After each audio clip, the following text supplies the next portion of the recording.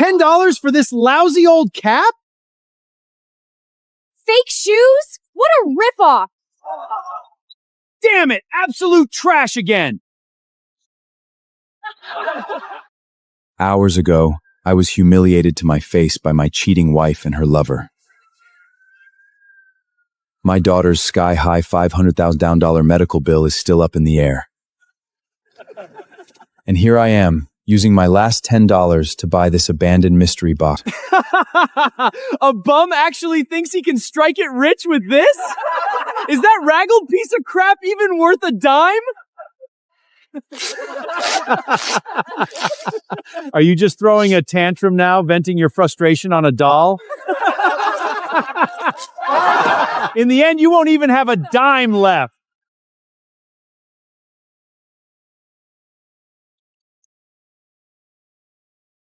But from this moment on, my daughter will be proud of me. No one will ever humiliate us again. That's a Pataphyllip How is this possible? How did you know that was inside the doll?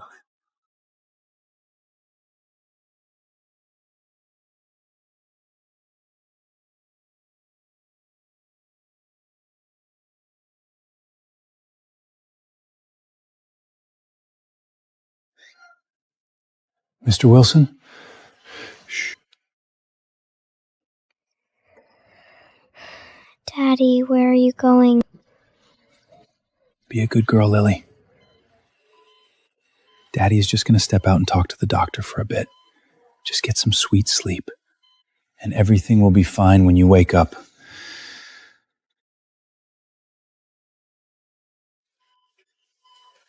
Lily's congenital heart defect has triggered severe heart failure. We've just stabilized her acute indicators, but now we must proceed with stabilization therapy before moving to surgery. The total budget is $500,000. Doctor, I explained my situation. When my ex-wife walked out, she canceled our family health insurance. I can't come up with that kind of money on such short notice. If she doesn't get into the stabilization program, she could go into acute failure again at any time. The window for surgery will only get narrower. No, it can't be like this. She's only 6 years old. Doctor, I will find a way to get the money for her treatment, no matter what. Just give me a few more days, please. I'll apply for an 8-week surgical window for her. Pay $50,000 today so the hospital can start the stabilization therapy. The remaining $450,000 must be secured before the window closes. Thank you. Thank you. No problem. I'm going to get the money right now.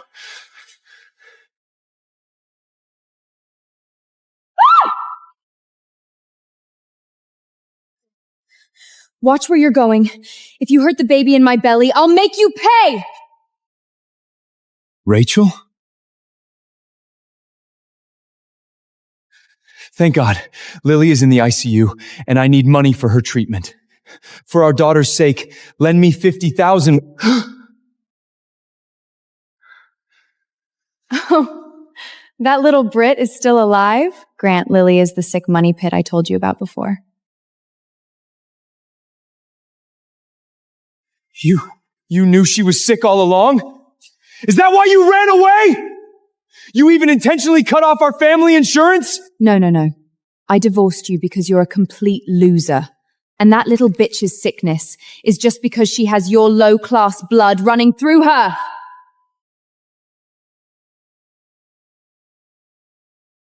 But this baby in my tummy, Grant's child, is perfectly healthy. He is born to inherit a massive estate, while your daughter is only fit to rot in a hospital bed. She is your daughter too! How can you be so cold-blooded? Enough, loser. If you want to save that little brat, here's a tip. Go sell your blood. $50 a pop. Do it 1,000 times and you're set. But guess what? Even if you drain every single drop of your cheap, useless, filthy blood, you still won't save her.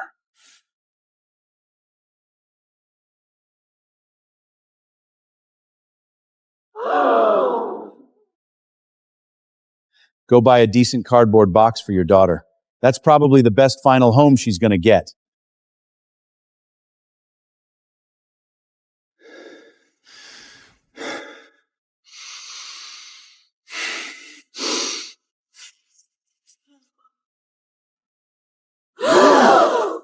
Keep your loose change and buy yourself a decent grave.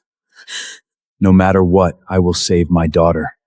As for you two, sooner or later, I'll send you to hell myself.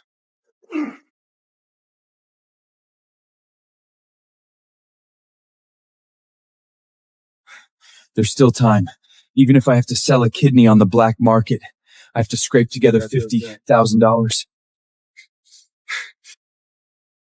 Lily, wait for Daddy.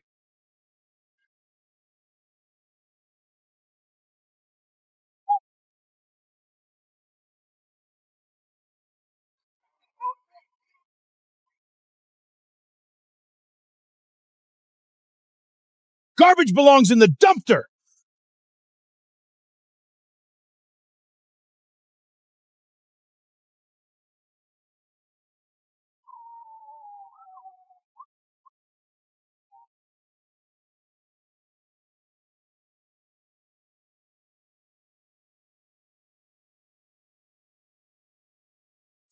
Hey man, you alright? Knockoff sneakers? Worth $20? What the? Do I have X-ray vision now? And I can see the exact value of everything? I'm fine. You sure? These are unacclaimed packages I scavenged from the port. Interested? $10 a pop. Care to try your luck? I can't be sure if this vision is real or just a hallucination yet. I'd better just watch for a second. Just look at his pathetic broke ass. He probably can't even scrape up a single dollar from his pockets. Boss, that one, and the one in your arms, I'll take them all. You got it. That'll be $30. A $1 baseball hat. Damn it! Absolute trash again! Holy crap, it's real. $10 toy car? $20 knockoff sneakers? Well, broke even at least. I can actually see through them.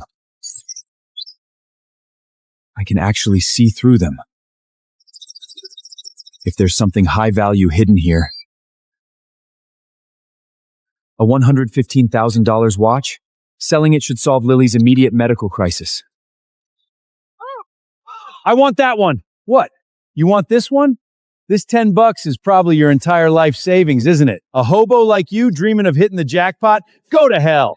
Even a seasoned mystery box buyer like me can only just break even. All sales are final. No refunds. Ha! Too late to back out now. You pathetic daydreamer, you'd better go hunt for molded bread in the dumpsters tonight to feed yourself. Stubborn prick, if you can pull anything good out of that, I'll eat this toy car right here, right now. A ragged doll. Go snuggle with it tonight so our poor little boy can feel safe and sound.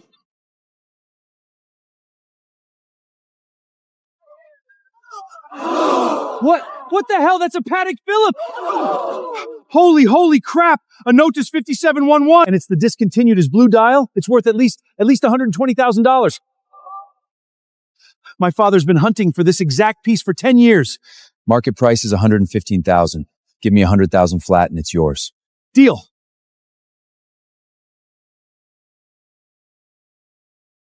You've got some insane luck, man. To stumble upon a masterpiece hidden inside a piece of trash doll like that. Maybe you should look into storage unit auctions. The stuff you can score there is worth way more than these packaged blind boxes. If you're interested, contact me anytime. But even $100,000 in starting capital might not be enough. First, use $50,000 to pay Lily's hospital deposit. The remaining $50,000 will be the starting point for us to flip our lives around. The deposit is paid, and the rest of the starting capital is safely in the bank. But if I'm going to money, I won't be able to look after Lily. Looks like I'll have to trouble my sister Emma again. You supposed to be at the hospital taking care of Lily? How did you get hurt like this? What about her medical bills? The deposit is paid. I'm going to collect the back wage the liquidation company owes me and put the rest in the bank. Emma, can you stay with Lily for 2 hours? Of course I can. You work the store all day and sit at the hospital all night. Who's supposed to handle our own books? I'm only asking her for 2 hours. 2 hours? You still need another $450,000. You have no insurance, you can't even collect 3 weeks of wages, and now you want to drag Emma down in with you? Lily isn't a bill. She's a child. Rachel abandoned her. Why should we be the ones to carry the burden? Just because Rachel walked away from her responsibility doesn't mean Lily should just sit there and die. Come on. I'm going to the hospital now. I'll finish the store's books tonight. Emma! There were witnesses on the street. Rachel's guardian account just received an alert too. Jack paid the $50,000. Where did he get that kind of cash? He was just begging me yesterday. That's exactly why it's worth digging into. If I hadn't been there for a prenatal checkup yesterday, I wouldn't even have looked at them. I don't want anything more to do with Jack or that sick child. I couldn't care less whether that sick brat lives or dies. But the hit and run is already on the police radar, and he suddenly coughed up $50,000 overnight. I need to trace this suckus money. Find out what he sold. If it smells like marital assets, have the lawyers freeze it immediately. Even if we can't find proof, we lock him down and slow him to a crawl. The 8-week window has officially begun. To secure the remaining $450,000, I need to get those 3 weeks of hard-earned wages back first.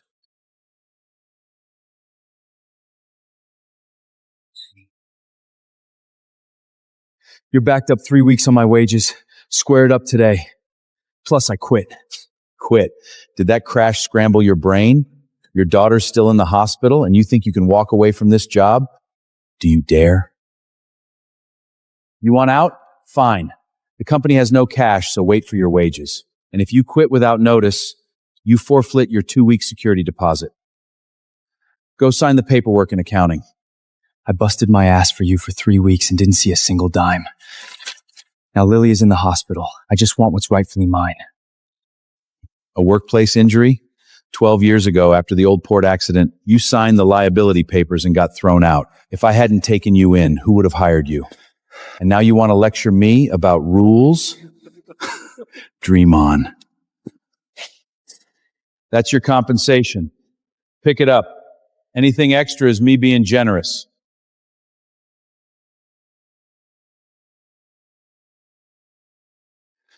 My daughter is still in the ICU. That money is what I earned with my sweat. Not a damn handout. See that pile of junk? Broken chairs, old refrigerators, rotten boxes. Sign for it and take it as your wages or keep waiting. Once it leaves this building, the company assumes no responsibility. You call that wages? Dumpish diving pays better. That's the offer.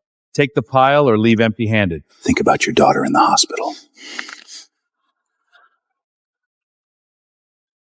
2 gold bales, 3 diamond rings. That's $108,000 total. This idiot has absolutely no clue. So, everything on this list belongs to me the second I sign this, right? Right. Trash or treasure, once you sign, the company has no further responsibility. Fine. I'll take a few pieces. See that? He's so broke, he treats junk like treasure. Don't come crying to the boss later, asking to trade it for cash. If there's treasure in this thing, I'll give you the whole warehouse. He used to take every insult without talking back. Now he's really taking junk as wages? It's not courage. He's so broke he can't even bear to throw garbage away.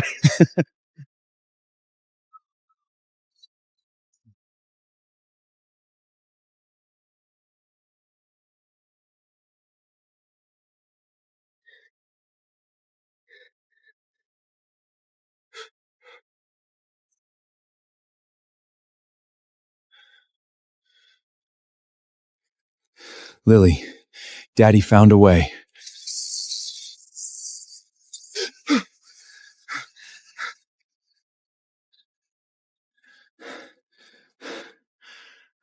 Jack, the Hospital Foundation is hosting an event tonight. The Howard Foundation said Lily's remaining balance might be open for discussion. I'm busy. Grant will be there in person. If you want a shot at the foundation review, bring Lily's medical files. If you genuinely want to save the kid, don't blow this off tonight.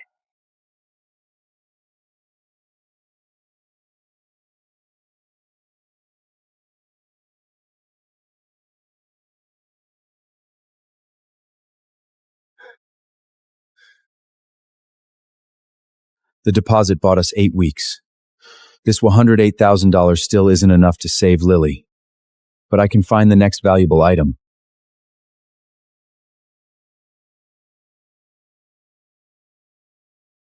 Well, look who actually showed up. I figured after tossing down that $50,000 deposit, you wouldn't be needing the foundation anymore. The hospital said the foundation is willing to review Lily's case. I'm only here to talk about the criteria and the timeline.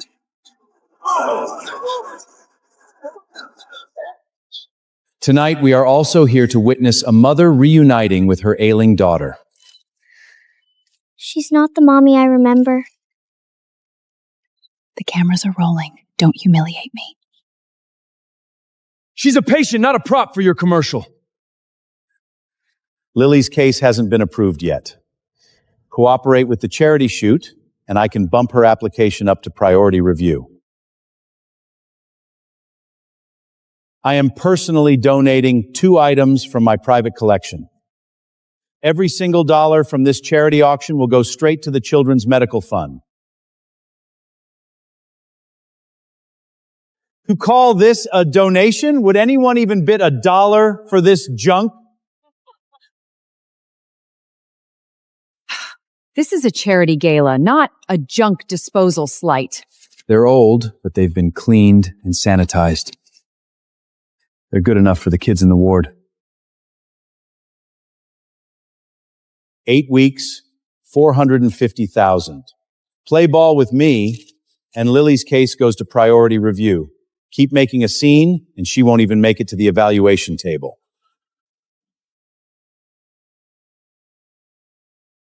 So Lily's financial aid hasn't even been approved yet, has it? Sign the authorization form first. Once you learn to cooperate, then I'll submit the application. Sign it, and Lily goes to priority review. Follow our script, and don't breathe a word about the car accident or anything before today. This isn't an aid package. You want me to sell out my daughter and sign my silence just for a spot that hasn't even been approved? You only have 8 weeks, and you're still short $450,000. Pride doesn't clear hospital tabs, pal. She's been living under your roof, so her treatment is entirely your job. Don't use her to drag me back down into this. The moment you cut her insurance and walked out on her, you made your choice. Don't stand in front of the cameras now acting like a mother. Sign the papers, then come handle my warehouse storage. At least you'll make some pocket money. Mr. Howard is offering you a job. You should learn some damn gratitude. If it's broken, it can be fixed. We don't just throw it away just because someone calls it worthless.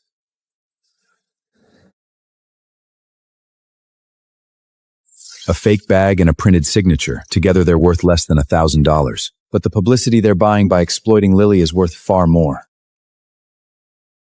Put that down. That is way out of your league. Are you absolutely certain you want to auction these 2 items for charity? Of course. Then let's have the staff appraiser check them right here, right now.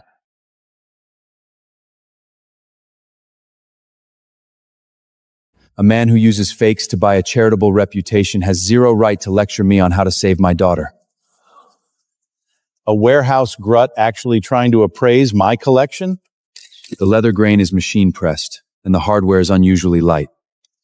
As for the name on the baseball, not a single stroke was handwritten.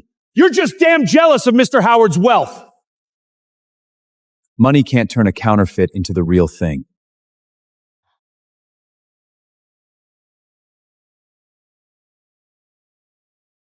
The bag is a high-end knockoff, and the signature is definitely a print. Neither of these can go into a legitimate charity auction. Just a procurement blunder, that's all. The foundation will replace the auction items immediately. Not a cent has been approved for her case, but the contract is clear. Silence me, use Lily in your advertising, and erase your liability for hitting me with the car. I'm not signing this. If you walk away from my terms, you can scrape up that 450 grand all by yourself. The Howard Foundation will not submit this application for Lily ever again. The rest of the money, I'll find it myself. At least no one can use a pending application to control Lily anymore. Daddy, let's go home.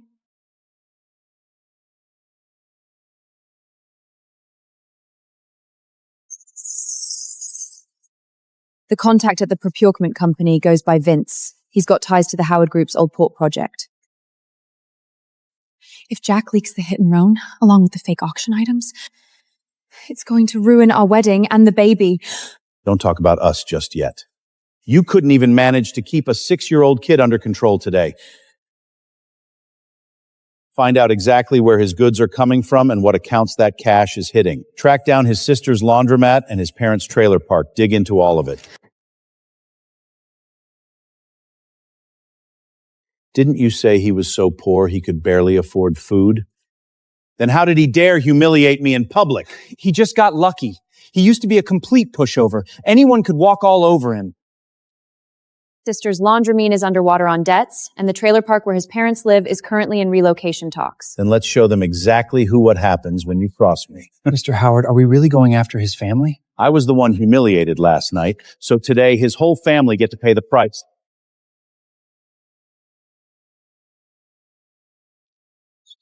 Sell these off first, then we start settling the accounts one by one. Sir, how can I help you today? Do you guys buy gold and diamond rings here? We do, but we require an appraisal and formal registration.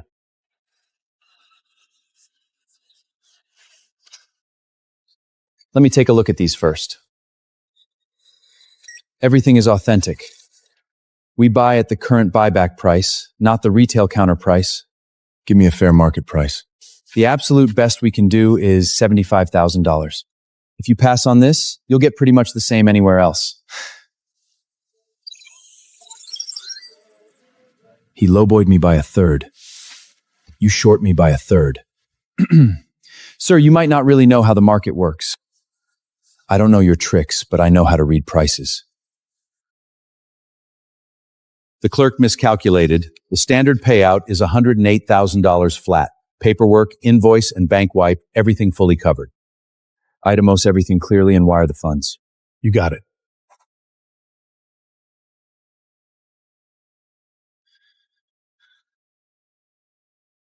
$108,000. Still not enough. Lily, just hang on for Daddy a little longer.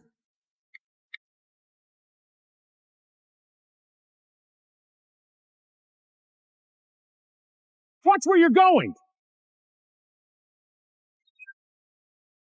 It's a real diamond, but it's lab grown. The certificate belongs to an entirely different natural pink diamond. What are you staring at?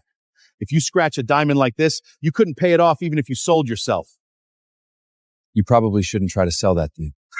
Who the hell do you think you are? A broke nobody trying to teach me business? The first medical deposit is already paid. Don't look for any more trouble. A natural pink diamond brooch, fully certified. I want to consign it. The reserve price is $300,000. The amount is too high, so it requires approval from a partner. What do we have here? A pink diamond brooch. The seller says it's natural and has a certificate. Provenance? A family heirloom. I'm in a cash crunch, otherwise I'd never part with it. The certificate is right here. What's left to inspect? If you guys won't take it, I'll go to another house.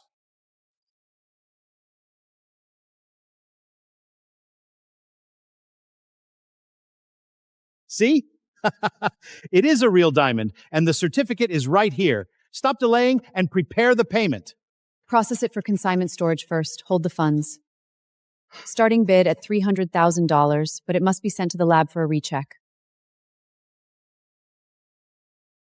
You again? Who gave you permission to come in here? Sir, do you have an appointment? You shouldn't take that item. Excuse me? It is not a natural pink diamond. Say another word and see what happens! What did you just say? Say it one more time. I'm afraid I misheard you. I said this brooch is not a natural pink diamond. You see this? A guy wearing a work uniform with a bandage all head is standing here trying to teach me about jewelry. Sir, do you happen to know this seller? Never seen him before. Then you'd better not jump to conclusions. Accusations like this can hurt the auction house reputation, not to mention the sellers.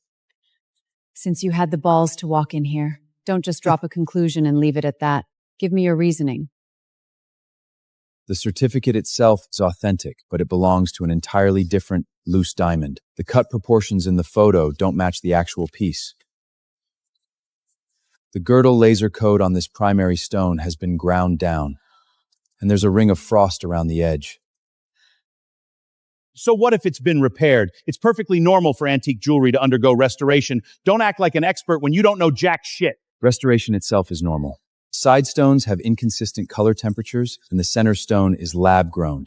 Are you calling all of that restoration too? Sophia, I'm withdrawing the consignment. Give me back my brooch. If you let a broken nobody stand here and slander your clients, we have nothing more to discuss. You were the one begging for a cash advance a minute ago, and now you're rushing to leave. What's the hurry? I have an urgent matter to attend to, okay? Is this urgent matter a friend pressuring you to grab lunch too? That thing belongs to me! Give it back! You signed the consignment testing authorization, so the brooch will remain sealed. The police are here. You can explain it to them. You messed with the wrong guy. You'd better watch your back when you walk home at night. You'd better worry about where you're sleeping tonight first. Seal the brooch, turn over the test record, surveillance footage, and authorization form to the police. I'm warning you one last time. If the test damages the stone, you guys are paying for it. If it's real, I'll pay for any damage. If it's fake, you explain it.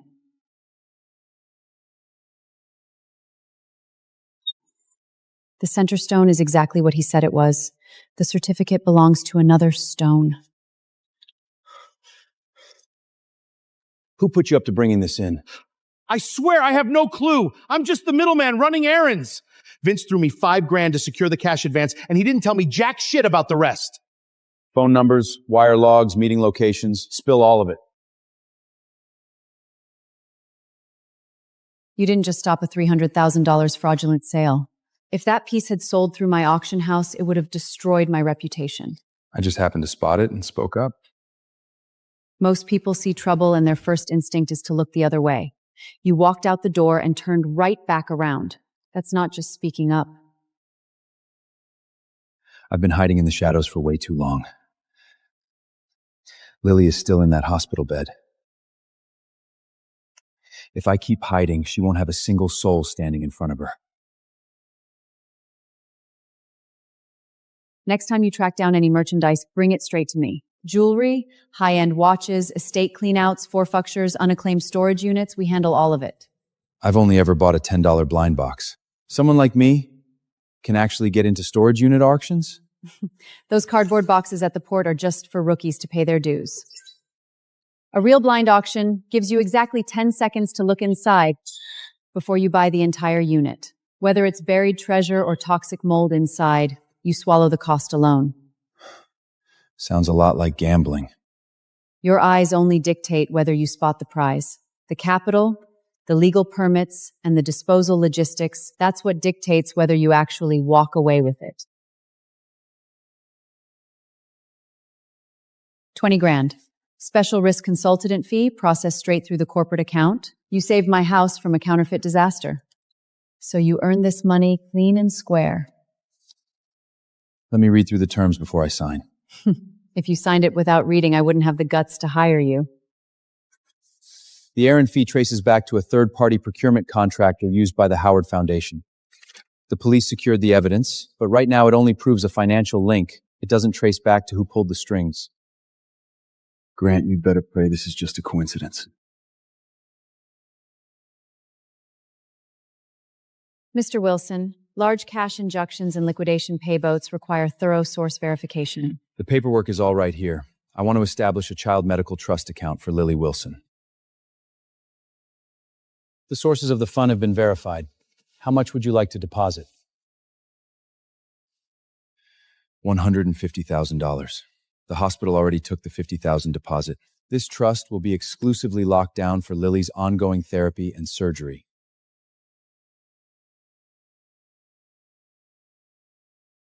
With the initial deposit paid, you've secured $200,000 total. Within the 8-week surgical window, you're still short $300,000.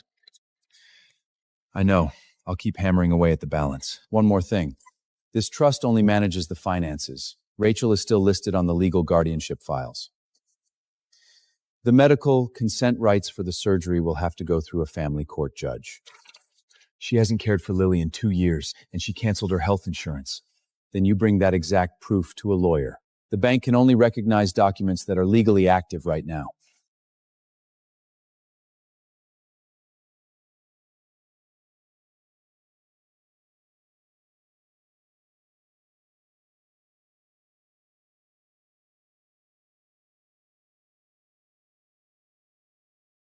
He went to a gold dealer and an auction house before entering the bank. We couldn't obtain his account balance, but we confirmed that he recently sold a luxury watch, gold, and diamond rings. Could those pieces have been hidden away before the divorce? If they were, he's actively concealing marital assets. Oh, so now you suddenly remember you were his wife? I just don't want him turning around, building a fortune, and blasting the insurance cancellation to the media. Trace the exact transaction dates and the supply chain. If it smells like marital assets, have our lawyers file for an immediate asset freezes. If you can't find proof, don't tip them off just yet. Sir, the discount rack is in the back. If it's just for a job interview, the budget line will do just fine. I'll try this one on. That one isn't on sale. I didn't ask if it was on sale.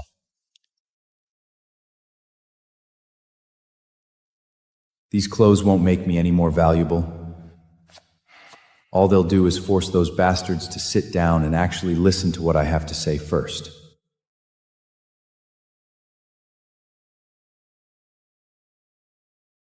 This model features one-touch dialing and video calls. The second the emergency button is pressed, it automatically uploads a short video, audio, and live tracking coordinates. I'll take it. When she needs me, she needs to reach me instantly. 3 months of back print plus utilities comes out to $8,400. If it's not squared up today, I'm changing the locks tomorrow morning. The supply balance is $3,100. You've been dragging your feet for a month, and my crew needs to get paid too. I told you not to keep helping Jack. He crossed Grant, and now everyone is coming after us. The back rent is on us. What the hell does Jack have to do with it?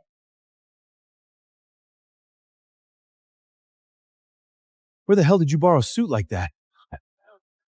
I just hovered the balance, run the card, and make sure the receipt is itemized.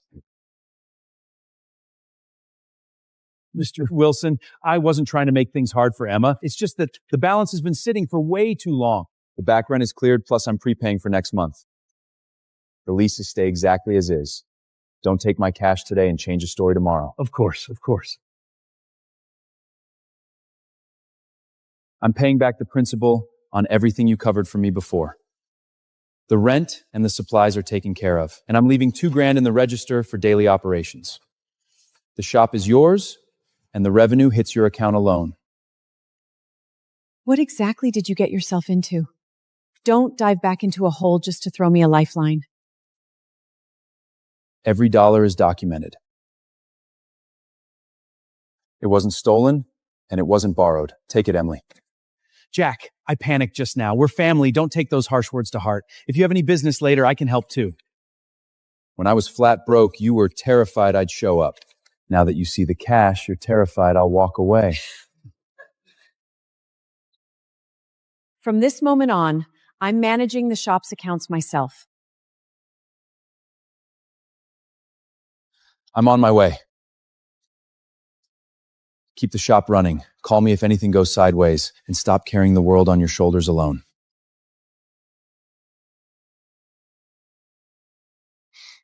I want my daddy. It's only going to take a few minutes. Just cooperate and don't humiliate Grant and me. The second the cameras roll, just say thank you to the Howard Foundation and Mommy. Once you say it, We'll bump you up to a much better private suite. She wasn't there for me. Daddy was. Cut the cameras. She didn't give consent. Rachel is her legal mother, and she already signed the media consent form. Jack has been the sole caregiver here, and he's the one clearing the bills. Since there's an active dispute over the medical records and the media exposure, the shoot stops right now.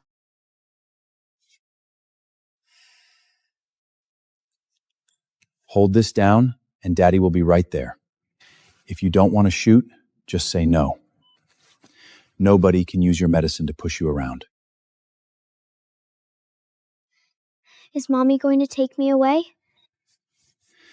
No one is going to take you away without telling me. Daddy will have a lawyer put every document in order. You honestly think hoarding a little cash means you can just scratch me off the legal documents? You walked away for 2 straight years, cut her insurance, and didn't clear a single bill. The family court judge is going to review this line by line. The judge is also going to ask where the hell your cash is coming from. Scrapping together a living on storage unit flips day by day? You call that a stable income? Lily's trust is entirely isolated, and every transaction is backed by invoices. Dig all you want, but keep your damn hands off her. As long as Rachel's guardianship stands, she can interfere with the surgery and sign publicity waivers. We're filing an emergency motion for sole medical decisioning rights immediately while nailing down the proof of your care over the last 2 years. She doesn't give a damn about Lily anyway. Why the hell is she still blocking these files? This isn't about the child. She's either afraid of being sackled with the medical debt or she wants to use her signature as leverage. The court doesn't care what she claims to feel. It looks at evidence. Long-term care logs, a stable residence, and a consistent legal income stream. You have a solid foundation for the first 2, but we need to reinforce the residence and the income. Before Lily was hospitalized, we were packed into a cramped port bunkhouse. It's not a proper home, but it's the only place I could secure. First, rent a 2-bedroom apartment within walking distance of the hospital. It's not a show for Rachel. It's about showing the judge that the second Lily gets discharged, she has a safe home to return to. I want to move faster. You already paid the price once for that liability statement 12 years ago. Don't miss a single word in Lily's authorization documents. Your consulting contract just started, and your credit file shows past delinquency flags. I can put down 3 months deposit up front. But the contract needs to state clearly, utility rates for medical equipment will face 0 soup charges, and the backup power grid will undergo routine property maintenance checks. Is your child ill? Congenital heart defect. She requires an entirely stable environment the second she gets out of the hospital.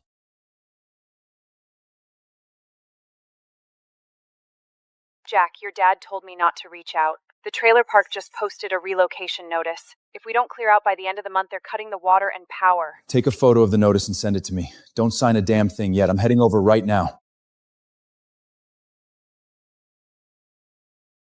Where the hell did the truck come from?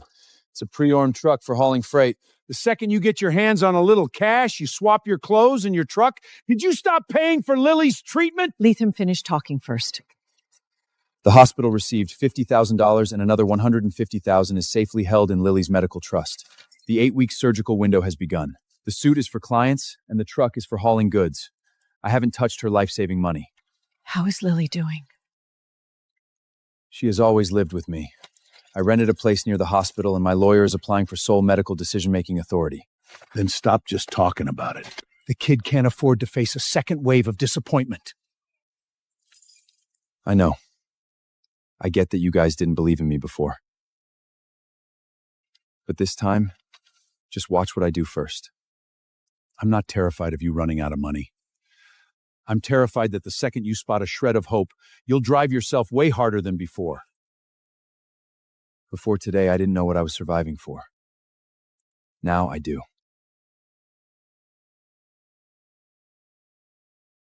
When you broke your leg as a child, your father carried you 4 miles on his back. He talks tough because he's afraid you'll fall again. What the hell are you bringing that up for? The development company said if we sign today, we get $2,000 flat. and they won't even haul our trailers if we wait past tonight.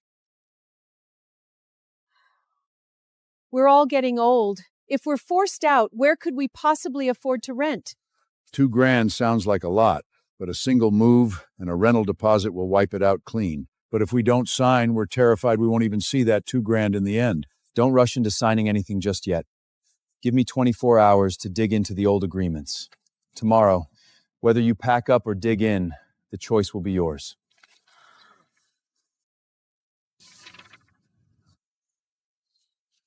Who holds the deed to this land right now? The development company bought the property. But years ago, we signed a long-term occupation agreement with the original owner. Old Marty has kept the documents. The developers come after him every day, trying to make him sign a statement declaring the old agreement void. Don't sign any compensation paperwork, and don't start fights with them. I'll go head up and get the facts from old Marty. That old man's temper is way worse than mine. Then at least I've had plenty of practice.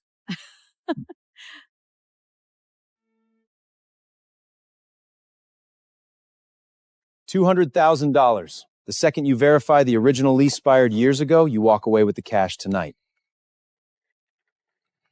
You guys said 100,000 last week. Just shows our good faith. You're getting up there in years. Keeping a stack of old paper won't exactly fund your retirement. If that old paper was truly useless, it wouldn't be worth a $100,000 bump in a single week. You again. You have no say here. My family lives down the hill. I'm not begging you to sign, and I'm not begging you to pass.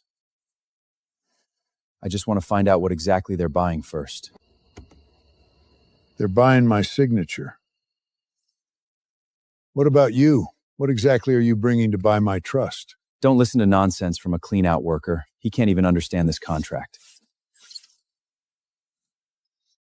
I can see through physical goods, but X-ray vision doesn't decode contract law. I don't understand contract law, and I'm not going to pretend I do. But give me a shot to look at the merchandises inside your house once.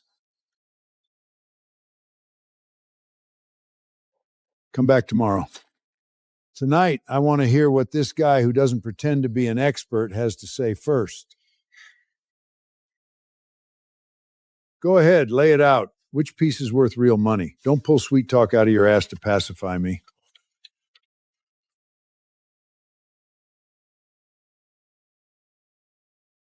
The truly valuable item is this pocket watch. Pry open the false bottom of this parts box. The pocket watch hidden inside is worth roughly $60,000. I've been hunting for this for 30 years. I figured it was stolen long ago. You aren't guarding a pile of junk, you're guarding a house full of history. I used to manage the leases here.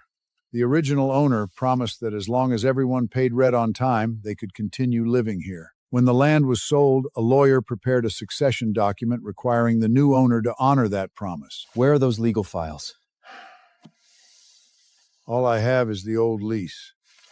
The actual succession rider is with the lawyer who handled the transfer back then. The creditors are clearing out my cabinets and files tomorrow. Those papers are exactly what the development company is after. Then let's let them spend top dollar to buy the wrong files while we keep the real ones for ourselves. You sure you can pull this off? When it comes to merchandise, I trust my eyes. When it comes to people, you just have to bet the house once. Court-ordered asset liquidation. All items sold as it. All sales are final. The original lease is inside a flat tin box. I remember putting it in the cabinet, but after shifting things around over the years, I can't be certain. Don't look at me. The more anxious we act, the faster they'll disco exactly what we're hunting for.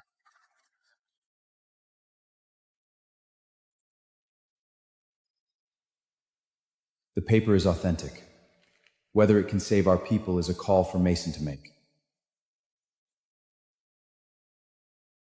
Lot 7. 2 filing cabinets plus 3 crates of vintage papers. Bidding starts at $50. 50. 5,000. That's not... 10,000. 20,000. Why'd you freeze up? Aren't you supposed to be saving your parents? You got the cash, it's all yours. The fatal flaw with broke people is that you always think raw courage can substitute for cold cash. Did Jack misread the room? He didn't even push past 20 grand. Do we still stand a shred of hope? Ever since he was a kid, he'd rub his nose whenever he lied. He's not rubbing it now, so don't panic yet. Your father knows you pretty damn well. He's been chewing me out for over 40 years. He was bound to learn a thing or two.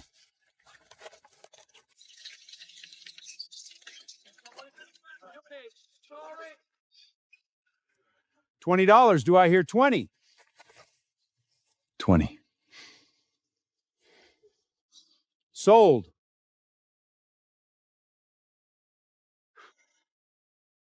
I'll give you $1,000 flat to buy that ragged cabinet back. You just lectured me that courage can't substitute for cash. Now let me hand you a lesson back. All sales are final.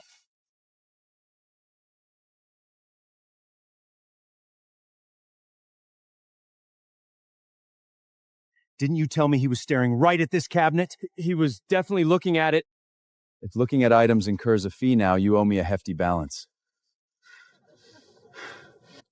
50 grand flat for the cabinet and everything inside. I can even leave your parents' trailer untouched. The higher you push the price, the more I want to dig into what's hidden inside.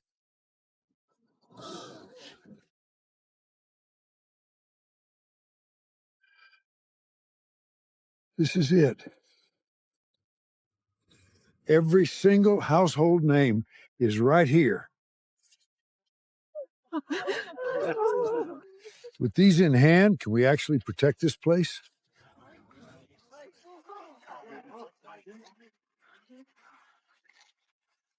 I only know the papers are genuine. You tell us whether they have legal effect. This is more than enough to file for an emergency injunction. I'm submitting it right now. The second the judge signs off, they cannot cut your water, cut your power, or forcibly haul a single vehicle. You honestly think a few scraps of old paper can beat Grant? At least for today, not a single one of you is driving my parents out.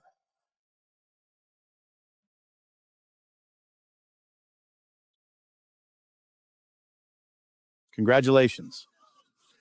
$20 bought you a tiny shred of hope. For someone driving all the way out here, it doesn't look like you came just to congratulate me.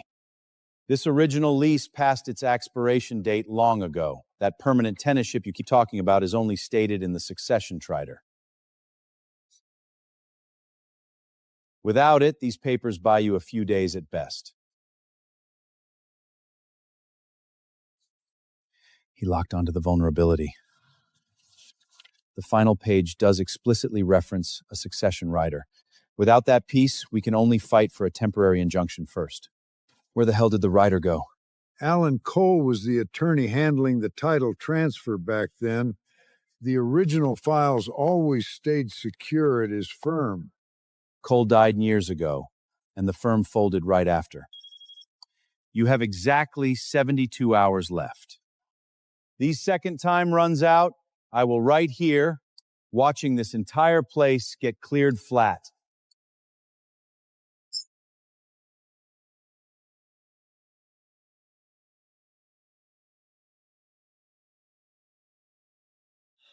The injunction only hits the brakes on the relocation. It doesn't mean you won. Sign right now, and every household to still get $2,000 and a one-time moving service. The second these 72 hours run out, this deal vanishes. Can we truly afford to wait? My wife is on an oxygen machine. We can't handle a single day without power. I'm not signing for you, and I'm not telling you to walk away.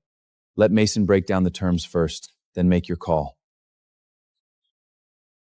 You're a smooth talker. But they're gambling with the roofs over their heads, while if you lose, you just shift to a different rental spot.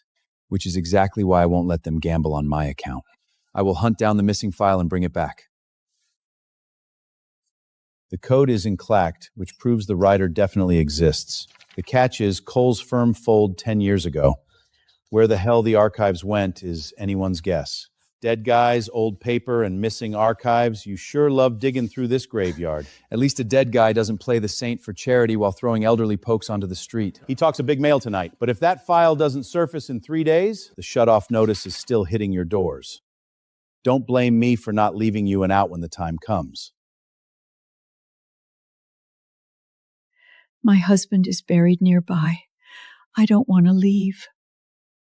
But I don't have the guts to gamble with whatever days I have left either. Hold on it for now. No need to sign today. Once Mason reviews it, I will personally break down exactly what you stand to lose in every single clause. You don't even know where your next dollar is coming from tomorrow, and you're out here guaranteeing their future? I'm not guaranteeing a win. I'm just guaranteeing they won't be pushed into signing your papers while they're terrified.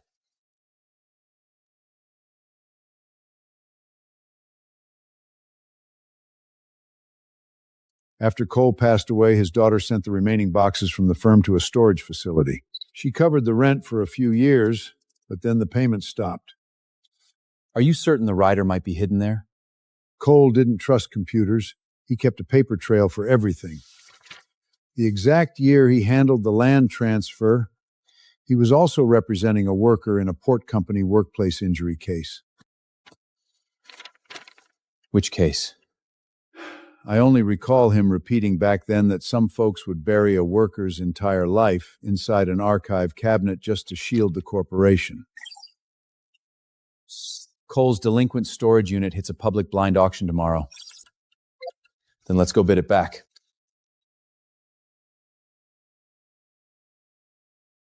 Cole's archives were divided among 3 units.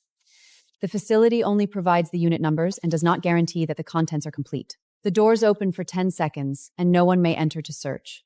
And if we buy the wrong one? The trash, the mold, the expired chemicals, and the disposal fees are all on you. A blind auction never issues refunds. The clean-out registration is approved, but the insurance file is still missing the rider clause. If we don't patch it today, you won't even secure a bidding paddle. Whatever's missing, we patch it today.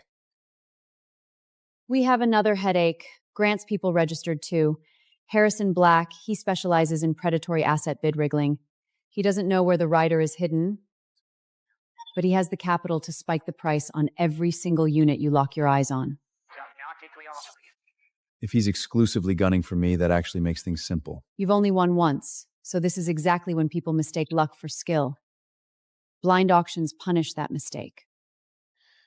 A few days ago, I was down to my last $10. I know better than anyone exactly how expensive a single mistake can be. One more thing. The rider is evidence, not merchandise. Once you win it, it goes straight into court custody to be sealed. You cannot keep it privately or trade it to Grant for money. What I want is for my parents to keep their home, not to build a fortune off a legal file. I heard you flipped your life around on a $10 mystery box. Nobody here is going to sort the trash out for you, pal. Business registration, liability insurance, proof of a clean-out vehicle, and the deposit. The insurance endorsement just took effect, but the system hasn't updated yet. Protocol is protocol. Broke people always love treating in a second as already done. Wealthy folks have a flaw, too. You always assume when someone walks to the door, they're begging you to open it. You honestly think Sophia can bail you out forever? I'm not bailing him out. The insurance server is experiencing a sync lag. If you have an issue, stand right there and wait for the verification code to pop up.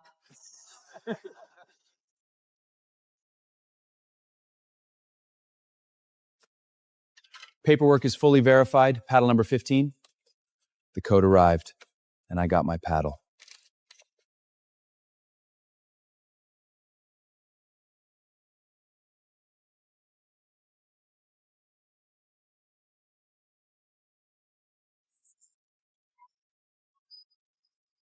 Clean on the outside, zero real cargo on the inside.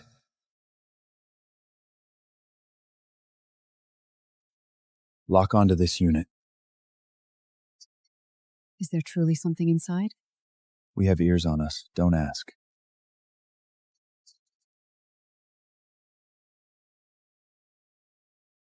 The beds in Unit 2 have a recall notice, and disposal will cost more than they can sell for.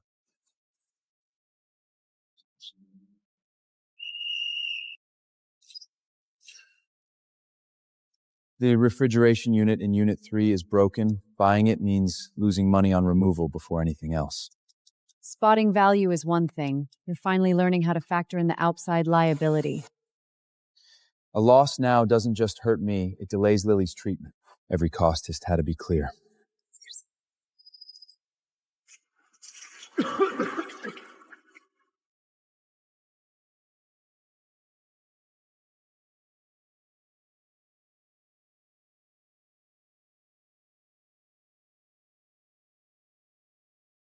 Preview concludes.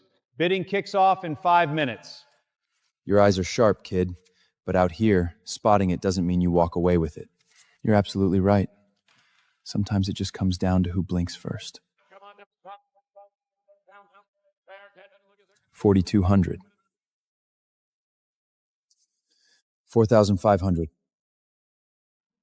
100,000. Sold for $100,000. If you don't have the bankroll, don't flash your paddles so high, your arm's gonna get sore. Thanks for the tip. Your back's gonna hurt a lot worse when you start hauling that trash out.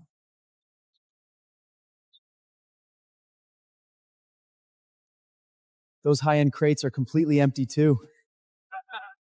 $100,000 for a stage set. At least he can pretend to be rich tonight.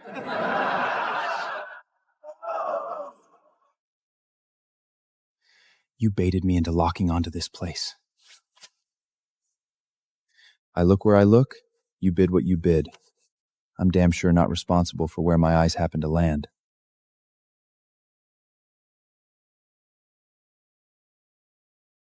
$500 opening bid. This one's a pass. The buyer's going to throw down more in disposal fees to the facility than the unit's worth. 500. You just lost a good storage unit worth 100,000, and now this is all you can afford? You were the one who bought the $100,000 unit. Don't put that loss on me. Harrison, one Edelud, $500.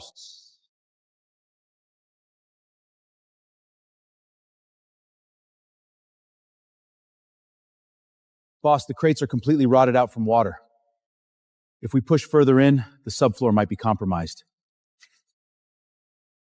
Lay down the traction boards first. Swap masks every 30 minutes. If anyone starts coughing, step out immediately. You still get paid for the hours. You actually look like a real clean-out contractor now, not just a guy hunting for buried treasure. Clean it out first. Then we can talk about finding valuables. All three are highly recognized models in the collector's market.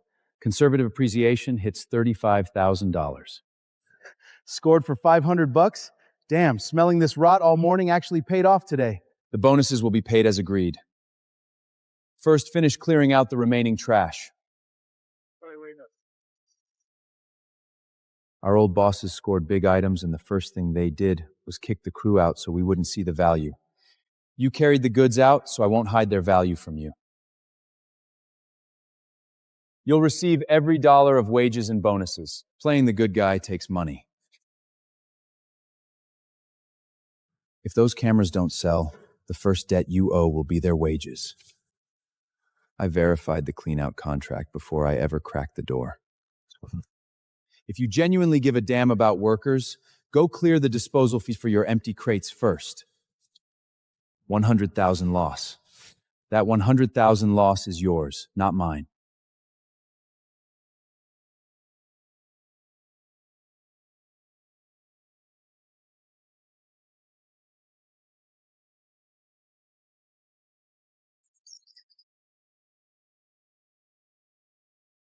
"46 River Valley Road. It was Cole's home. It goes to foreclosure auction in 48 hours. The rider isn't here. The next lead is at 46 River Valley Road.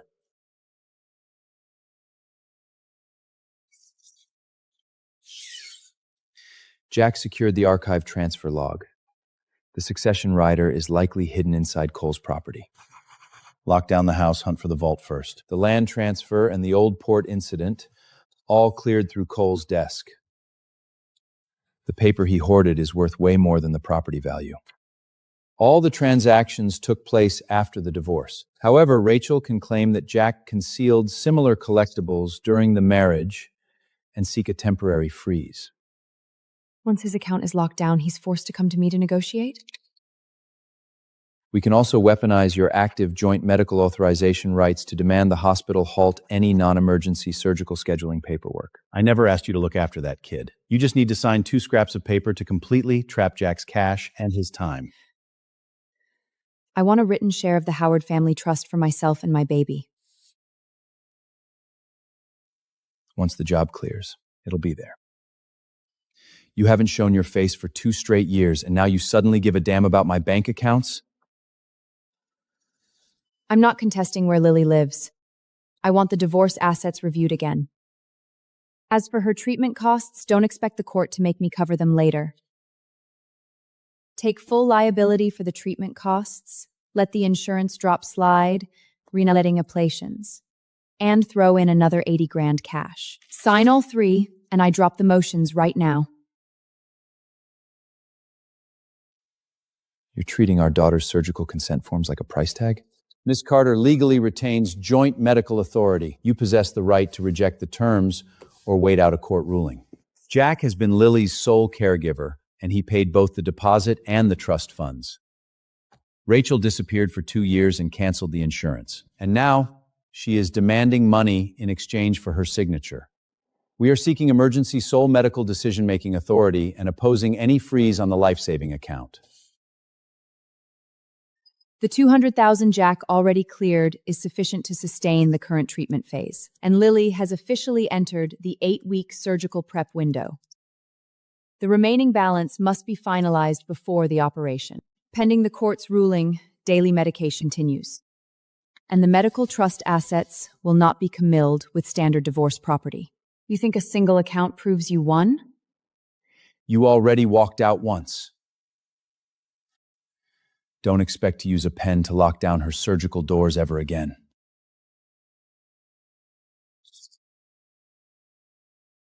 I'll manage the medical authority and the accounts.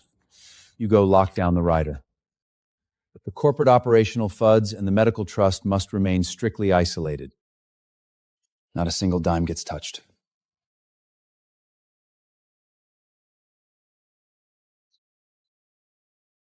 The primary residence is auctioned as its. Back taxes, stabilization, and debris removal are entirely the buyer's liability.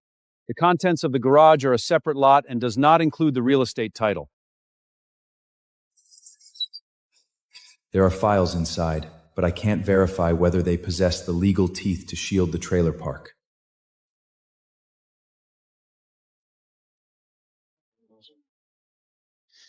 Back tax leases hit 70 grand.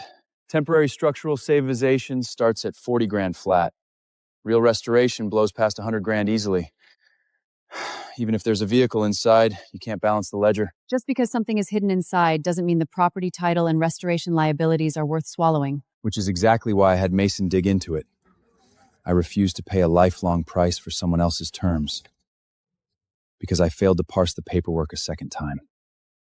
Staring this hard, have you already picked out your own casket, kid? You showing up proves this house holds enough weight to terrify Grant. This isn't a standard clear debt upon purchase auction. The 70 grand tax liege and the fire damage clean-out lease do not vanish when the hammer falls. The disclosure says explicitly they become the buyer's separate liability. It's not too late to back out. You don't need to bet your partner's capital just to prove a point. Of course I'm terrified of losing cash. But being terrified is zero justification for looking away. Itemize every single line of risk clearly first, then decide what number we hit. The 70 grand tax last triggers upfront, and the 40 grand only covers emergency stabilization, not full repair. Nobody can guarantee what's inside the safe, but that 110,000 liability is hard locked. The medical trust stays untouched. The remaining cash falls short, so we split according to our partnership ratio. The auction house covers the capital, you handle the fatal and liquidation. Deduct costs first, then split the yield. Not a single archive page gets handled privately. The lawyers and the county clerk witness the entire process. And if the house only holds files with zero liquid value? Then the auction house absorbs the contractual loss, and you take responsibility for your judgment. A partnership doesn't count only when it makes money. Add one more clause. Neither party can use the archives to cut a private deal with Grant for cash. The second any evidence surfaces, it goes into immediate lockdown escrow. I have the guts to look at merchandise, but I don't pretend to decide contracts.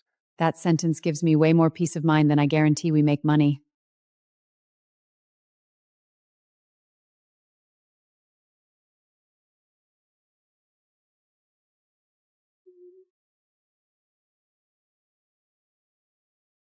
You're overselling the act a bit. Harrison loves believing he's parsed everyone else out. If I play it soft, he won't buy the bait.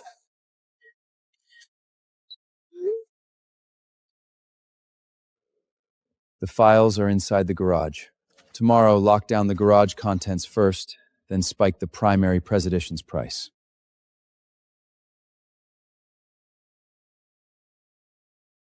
Mr. Howard, the more you try push me out of the bidding, the more I want unearth whatever files Attorney Cole hoarded I account. Curiosity, an excellent way for a business owner go bork. I'm handing you a warning. Jack can check a single piece of merchandise for you today, but tomorrow he'll have you betting your entire corporation on his eyes. At least he turns over a contract he can't parse straight to a lawyer. The people surrounding you just burn whatever files they shouldn't be looking at. He's going to pump the price, or he might have someone slap a lockdown order on the house. You locked and loaded? The Capitol has a ceiling, and my time has a ceiling. My primary fear isn't him spiking the price. It's us winning the title but getting dragged out before we can ever step inside. I'll coordinate the structural engineers, the legal team, and continuous video logging. Getting inside safely is my problem to solve. Whether there's cargo inside is your call to make. Now that looks like a partnership. Not one guy putting his life on the lie while the other just sits back and waits for the numbers.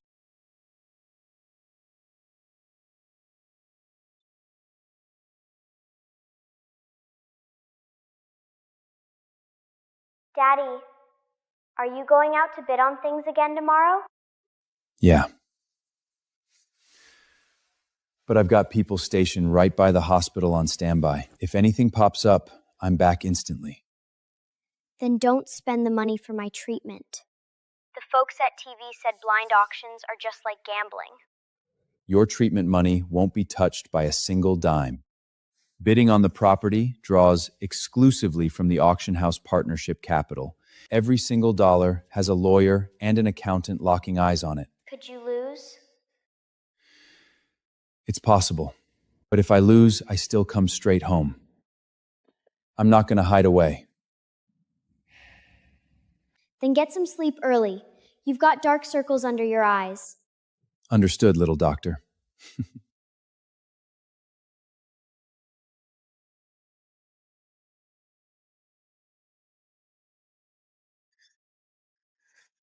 $70,000. You still in, kid?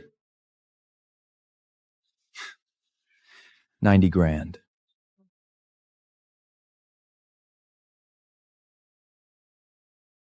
Sold for $90,000.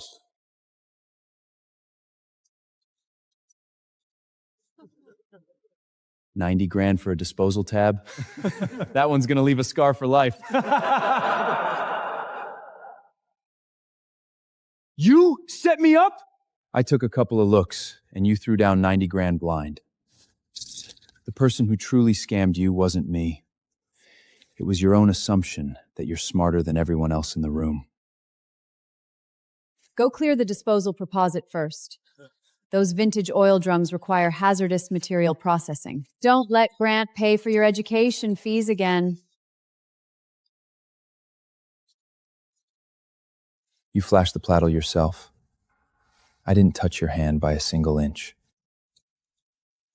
You're not walking away with the primary residence either. 30 betting. This charred piece of crap isn't worth $70,000 even if you restore it flat. If it's worthless, why the hell haven't you dropped your paddle?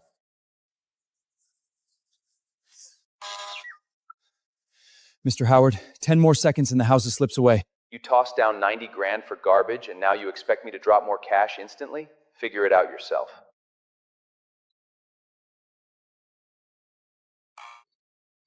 Funding window closed. Your last bid is declared invalid. Reversing to Sophia's bid at $75,000. Do I hear any higher offers? It's not that he's out of money. Grant has already started turning on him. When you run errands for a guy like that, a single loss means you're no longer in the inner circle.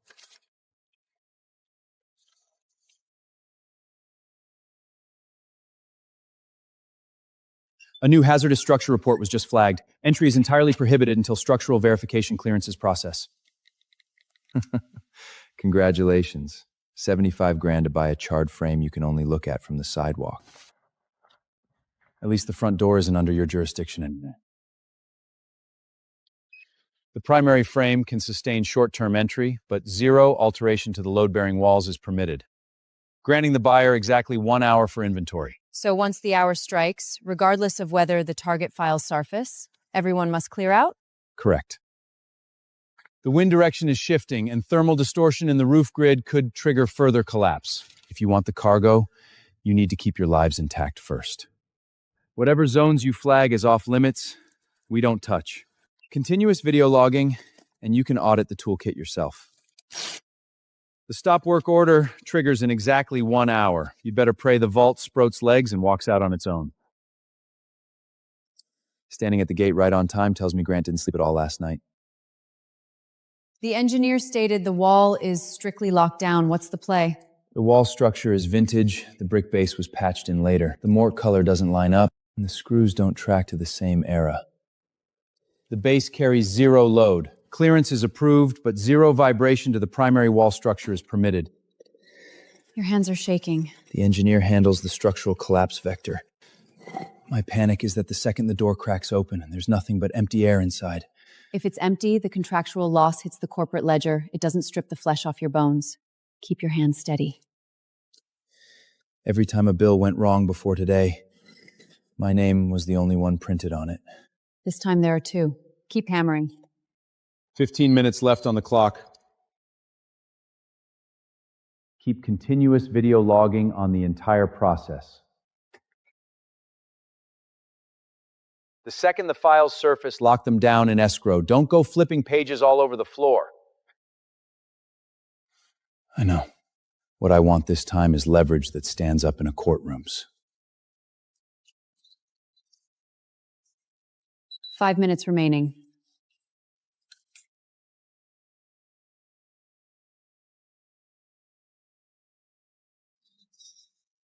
Two minutes left. Don't assume you have all day to rifle through the junk. 2 minutes left on the clock. You are exclusively permitted to cape the intact file jackets directly out of the vault. 0 opening, 0 page rifling inside the basement footprint.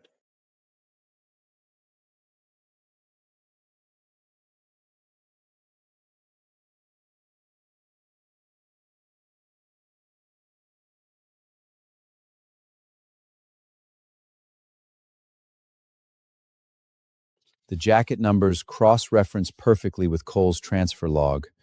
Whether they're the original prints and whether the covenants legally bind the current owner requires page-by-page validation. But at the very least, we secured the leverage to force a judge to freeze the relocation. At least when court opens in tomorrow, we aren't walking in empty-handed. Lock down the demolition freeze first. As for how long it holds, let the files and the judge do the talking. The province of these files is completely untestified. I wrote them. You cannot lock them in escrow. The foreclosure record, the source video logging, and the crating logs are all locked in. If you have an objection, file a motion with the court. Keep your hands off the boxes. Why the hell did Cole lock my accident report inside this exact vault?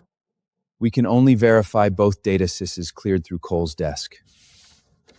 Why they're locked in the same vault and who ordered him to preserve them, we track that down after the audit.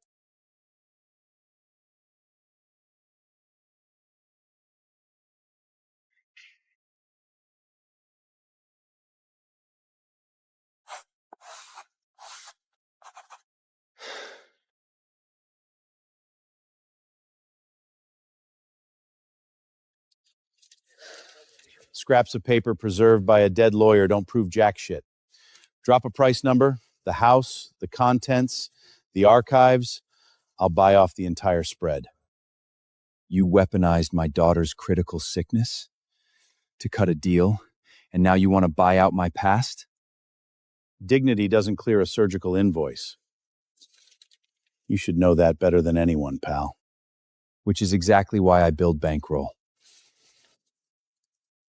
But I build bankroll to secure my footing, not to put myself up for sale a second time. These materials are enough to seek an emergency stay. A long-term injunction depends on our authentication of the rider. If the old port records pass authenticity and provenance checks, investigators can reopen the case. You knew all along that batch of pipelines was compromised, and you knew exactly that I wasn't anywhere near the zone when the incident went down.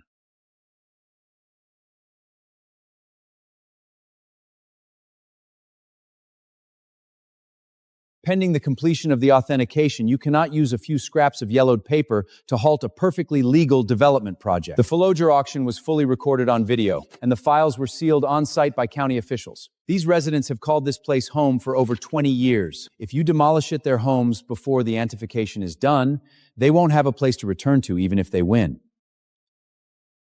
The relocation is officially stayed for 90 days. The developer is strictly prohibited from shutting off water or power. The rider will be sent to the state lab for authentication, and the old port incident files will be investigated under a separate case. A 90-day stay isn't a win. It just delays their eviction by 90 days. You used 12 years to crush me. Now 90 days is more than enough time for me to flip this ledger open page by page. The photos and the original assessment prove someone shifted the corroded pipelines prior to the incident. But without that third page, there is zero way to prove who authorized it or who pulled the strings. Who exactly drafted this raw assessment? The safety engineer, Robert Kane. He passed away 8 years ago. The estate dispute just settled this exact week, and the final batch of his effects was just cleared for liquidation. Which auction house is handling it? Lambert Auctions.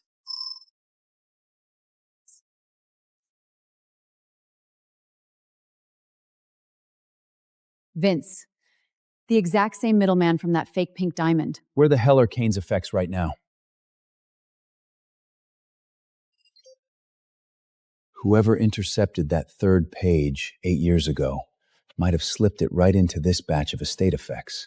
The preview opens tomorrow. You're coming back to the house with me.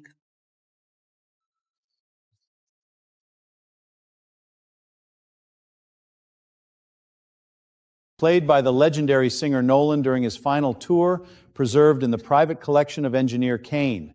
Estimated value sits at $400,000.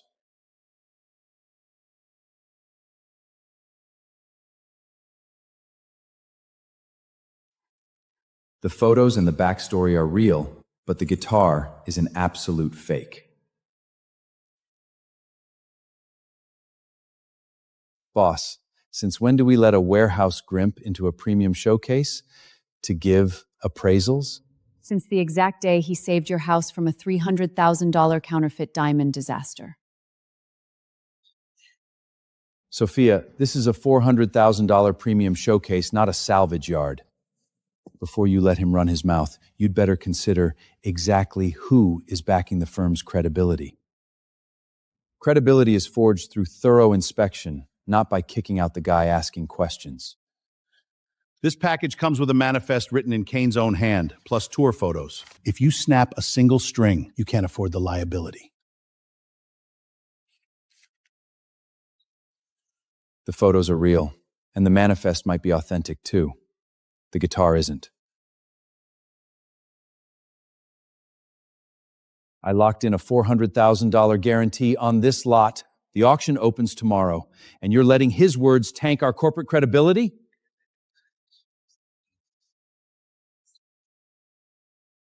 If it's authentic, what the hell are you terrified of a recheck for? Stripping down the frame leaves permanent alterations. If clients discover we're pivoting on an outsider's whim, it tanks the house first.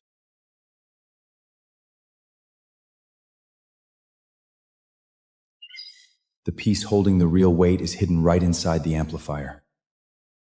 Halt this exact lot immediately. Lock down the entire setup right where it sits. The guitar isn't the primary target we need to audit. Jack clocked the guitar as a fake, and now he's locked his eyes on the amplifier. Didn't you swear you cleared out every single shred of Kane's archives? Don't let him open it. The old port contract Grant promised you is enough to protect your senior position. If the master tapes or the files are still hidden inside, it's not just the chair I'm losing. Without pulling the back plate, I can only verify the cosmetic aging matches the era. I cannot drop a final conclusion. Hear that? If you can't back up your mouth with hard proof, hand the seller an apology. Plus clear $100,000 in damages for stalling my showcase listing. If it's truly worth $400,000, why the hell are you terrified of opening a simple back plate? Because you don't have the damn right to touch it! Since you're forcing the teardown, sign this. If it checks out as genuine, the liabilities and breach fees are entirely on you. Clause 12 explicitly grants the House authorization to open non-structural plats for validation rechecks. The House absorbs the risk per the contract terms. You don't get to push a personal guarantee onto my consultant. Let Mason audit the terms first. Whatever liability is rightfully mine, I don't dodge. But I'm not signing a blind guarantee.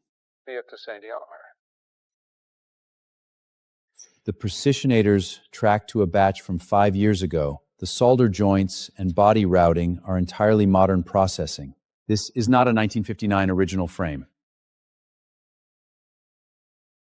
The seller forged the lot. I'm just a victim of the scam too. You didn't even pull the back plate. So on what grounds did you stamp a $400,000 guarantee? That vintage amp isn't part of the listing! The manifest explicitly states the entire recording setup, including the amplifier. If this truly holds Nolan's original unreleased master tapes, a conservative valuation hits the $1 million tier easily. It blows that $400,000 fake guitar out of the water.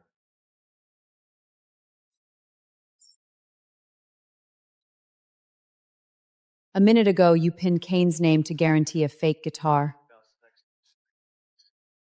Now that the real asset surfaces, you claim it's got zero connection to Kane. Pick one of those lies to lock in. Because you're caught flat. Do not hit play yet. We can see the preservation state of the tapes, but the copyright chains and estate successions are completely dark. Have the legal team and the specialists on site first.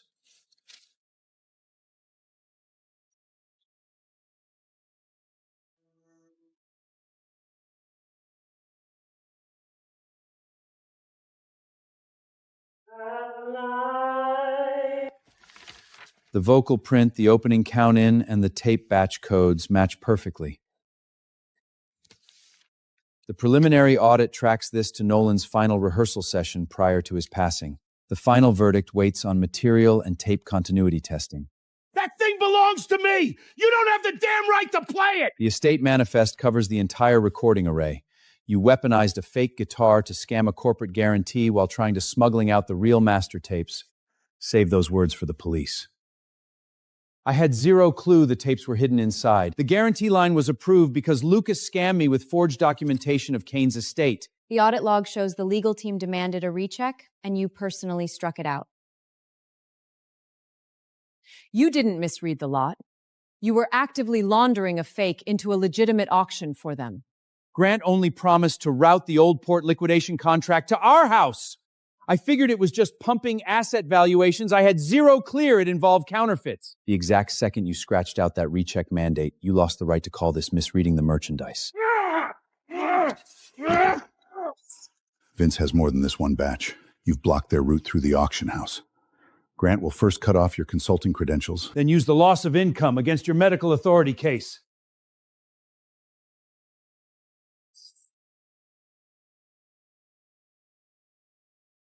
Freeze. Run the drive mirror and calculate the hash values first. If you click one more time, lawyers will claim we forged the deletion logs ourselves. Secure the access logs, the backups, and the payout routing. Jack, head straight to the hospital. We locked down this perimeter. Third page wasn't destroyed. It was systematically transferred out in advance. Secure the log footprint. The second we crack the corresponding unit code Persitive made as synth, we chain Kane's estate straight to the Old Port incident.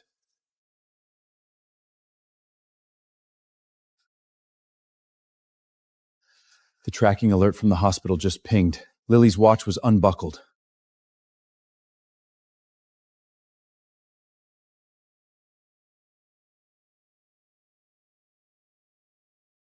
What happened to the watch? That mister said I need to transfer to a different hospital to shoot some photos. The Howard Foundation is perfectly willing to transfer her to a partner room. Media will document the entire life-saving pipeline. You should be thanking me. Her treatment team didn't clear it, and the primary caregiver didn't clear it either. I am her mother, and I signed the release. The emergency order has locked the current phase of treatment and transfer decision-making exclusively to Jack. This foundation release cannot alter the active medical plan. You think one temporary order makes you safe? What Gerald left behind will soon bring the auction house and your accounts to a halt. The harder you try to weaponize the hospital and my kid to block my path, the more certain I am that the Old Port files hold exactly what you're terrified of. Will what happened today be included in the next guardianship hearing report?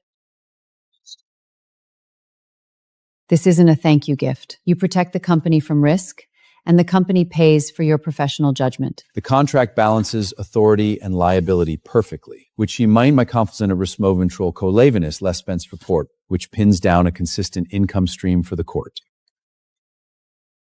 Following the master tape close, your post-tape consulting cut is projected at $180,000. The regulatory board just received a flag claiming Jack bypassed protocol to issue appraisal verdicts as an unaccredited external consultant. Pending the audit, your consulting access is frozen, and the House's clearance for the annual port contract review is shifted to pending re-verification. He's not just trying to slash a few paydays. He wants to present a record of unstable employment to the family court judge. Then we take your credentials, the double slogs, and every single signature you logged and push for a public audit. However, they froze your access, we win it right back. Sold for $1,400,000. Look at you, actually acting like a consultant now. Audit the net yield first, ignore the big vanity numbers. Wire the entire cut straight into Lily's medical trust. Including what was already secured, we now have $380,000. With Lily's 8-week surgical window, we're still $120,000 short. But for the first time, the finish line is in sight. With your current income trajectory, we could look into significantly more upscale residential grid. I need a safe place near the hospital and a child's bedroom that catches the morning light. The address isn't for impressing other people. The down payment pulls from the camera unit liquidation cut and your previously logged consulting revenue. The mortgage clearance anchors to your long-term consulting salary. That $180,000 tape cut remains fully locked in Lily's trust. Not a single dime was shifted.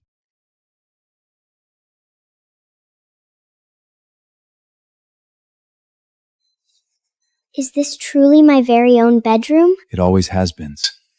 Before today, Daddy could only secure a folding bunk for you. Now, I can finally hand you the door and the key together. Nobody is going to evict us, right?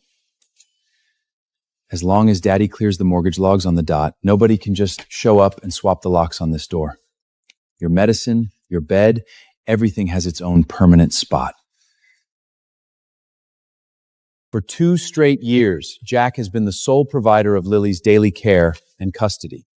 Rachel didn't cough up a single dime, yet recently she's been systematically signing media waivers and transfer forms, actively compromising the child's therapy. Jack's revenue line anchors to high-risk blind auctions, and the property was just purchased.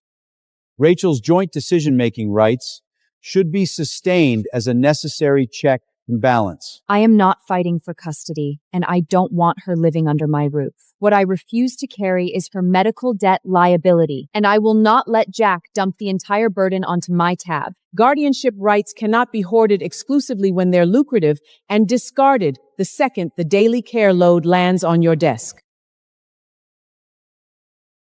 A temporary motion doesn't turn your capital into a stable income stream, loser. At least it bars your hands from touching the kid in that hospital bed ever again.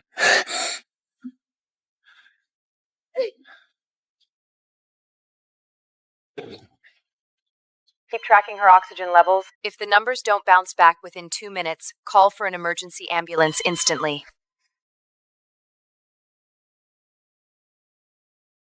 You are permitted inside, but slip on the shoe cuts first. Do not agitate her. Every single medication log and call record is laid out on the table. Daddy didn't leave. He's been right here the entire night.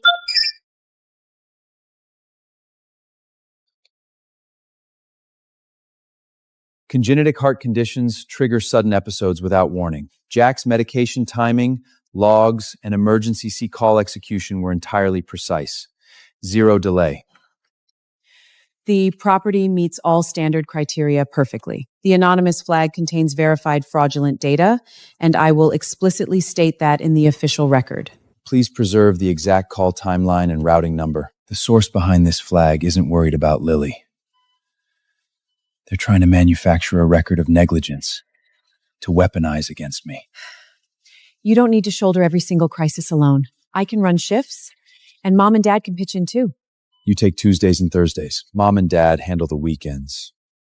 I'm done treating I can take the hit as a viable care plan. Hit his income. Once his consulting access is suspended, the bank will review his mortgage, and family court will question where the ongoing care money is coming from. I told you, I don't give a damn about having custody of Lily. Once my asset share clears, the judge can award him sole rights for all I care. You can't sign a transfer form, but that doesn't mean you're useless. As long as the final custody order isn't finalized, your marriage is a viable anchor to pin him down in court.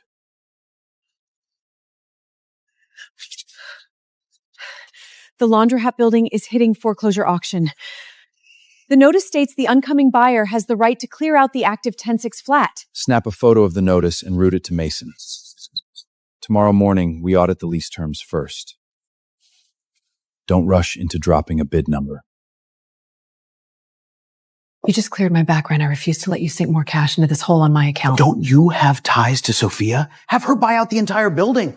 With this many storefronts under us, the rental yields are pure profit. First, figure out how to protect Emma instead of calculating how much rent you could collect. The preliminary disclosure is missing any terms that explicitly shield the business. I'm pulling the complete registry. Until the data syncs, we map out the worst case scenario for negotiation or bidding.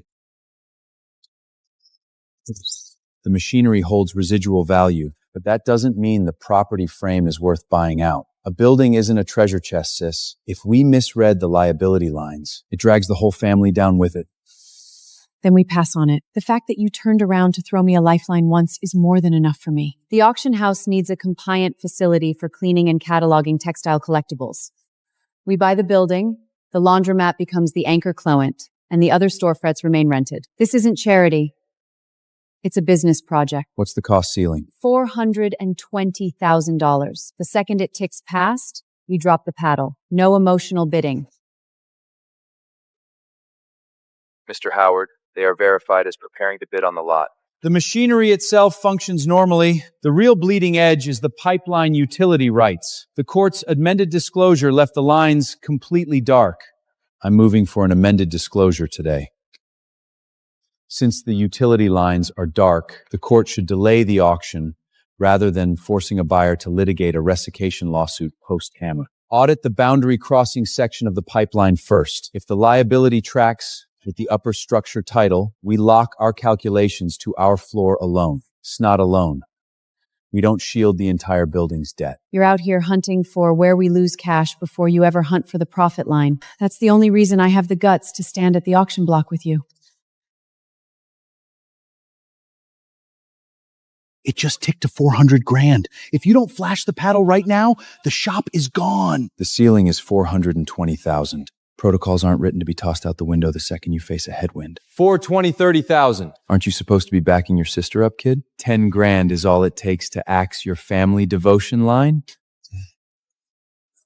Drop the panel. I'd rather shift locations entirely than watch you dive into a hole on my account.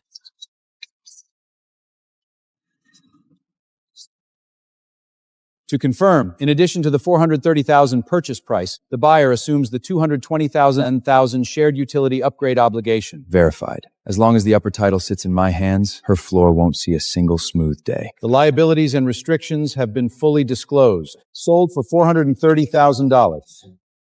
You didn't burn cash just to beat his ego. Pride isn't about burning money for your enemy. It's about making sure you never have to beg a landlord again. Learn how to itemize the daily ledger properly first, then talk about whose cash you're managing. The public audit cleared. Your consultant access is fully restored, and the house is cleared to enter the annual port review matrix. We need top marks across all 3 compliance vectives to secure the 3-year master contract saldoficity. Mr. Howard, the next grid is mapped to wipe them out flat in a single move. Didn't he pull treasures out of a salvage dumpster? Then let's hand him a vault full of gold he can look at, but can never move. The more premium the cargo, the faster a single misstep buries him deep. The value of the watches, gold bars, and diamond rings is substantial. We cannot rule out the possibility that Jack concealed these collections prior to the divorce and only recently liquidated them. The luxury watch was obtained through a public liquidation after the divorce. The gold bars and diamond rings were salvage goods written off as back wages, fully backed by paper transfers. Invoices, surveillance logs, transaction records, and tax filings, every single line tracks perfectly. Do you possess a single shred of evidence proving these items belong to the household during the marriage? No. I just have my suspicions. Suspicions are nowhere near enough to freeze a sick child's treatment funds. What you won today is just the judge's patience, loser. Crack a single bad debt in the next blind auction, and that patience runs out flat. Then keep your eyes glued to my tab. My bad debts hit the corporate ledger. Your ledger is tracking straight into an evidence bag sooner or later. The notice explicitly stated the foundation would cover the deficit. Now they're telling me to cough up $30,000 myself. Where the hell am I supposed to find that? The school said there's a foundation event tomorrow, and they want the parents to sign this tonight. Let's take it home. We'll go over it with Uncle Mason. Please give me a way to check the records publicly. The children's photos have already been used. Every parent deserves to know whether the money actually arrived.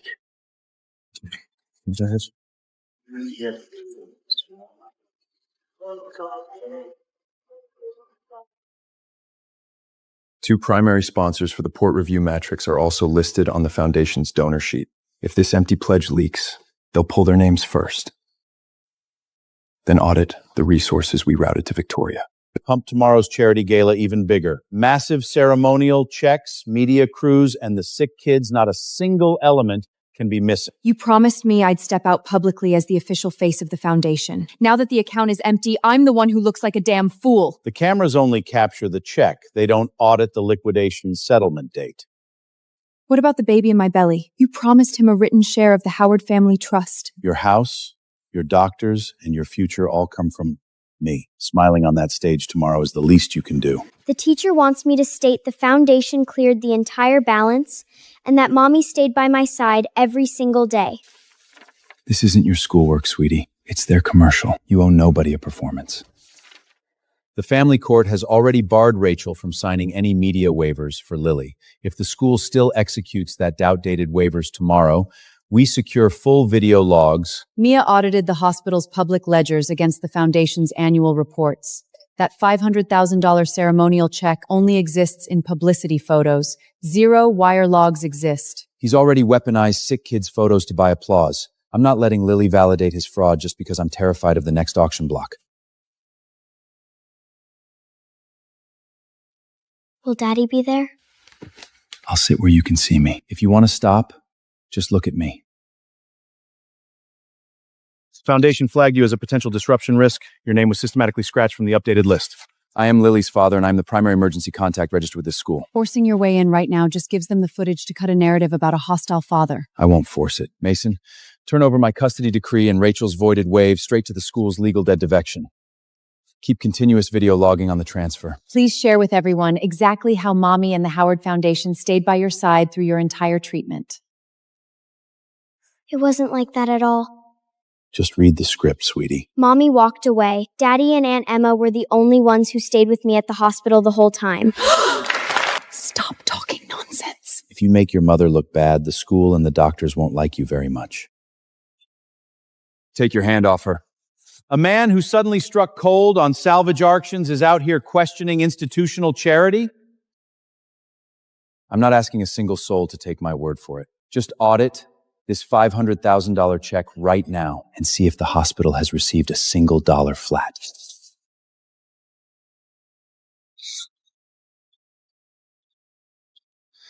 Did I say something wrong, Daddy? You spoke the absolute truth about what you lived through, sweetie. You did perfectly.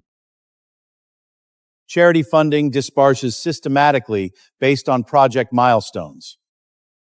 Only an outsider completely ignorant of proportion protocols would twist a minor delay into a fraud. This is the Foundation's public ledger cross-referenced against the hospital's verified intake records. The pledge was signed 3 months ago. The current balance cleared stands at 0. You weaponized my child's photo for your campaign and you didn't pay a single dime? The foundation isn't an ATM. Every project has to be reviewed. You take 3 months to review a child's case, but you can shoot a promotional video in 1 day. You're not saving them. You're using their illness to buy applause. The source of his rapid capital engine remains under active investigation. A warehouse grunt suddenly coughing up hundreds of thousands. Doesn't that smell dirty to anyone else? His financial track record was reviewed, and your firm's objections were systematically thrown out by a judge just this morning. Mr. Howard, the floor is yours to produce the actual wire confirmation logs. The money goes directly to the hospital. The child doesn't owe me a single word of thanks.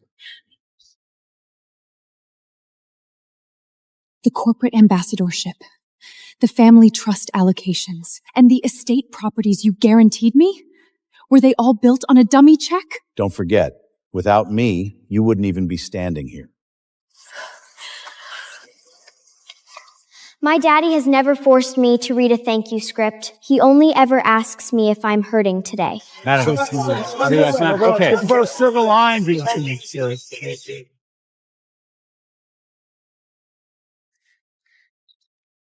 You honestly think tearing down a few billboards is going to shield your consulting reputations at the port? The billboards can be cut down flat, but the hospital's empty ledgers and the words spoken by these kids cannot be systematically erased. Stop talking about down the road. Turn over the finalized trust allocation files right here, right now. You completely tanked the entire media event today, and you expect me to sign off on trust files? So from the very beginning, all you ever wanted in her sickness. Without me, you'd still be a poor worker's ex-wife. Don't think you're more important than you are.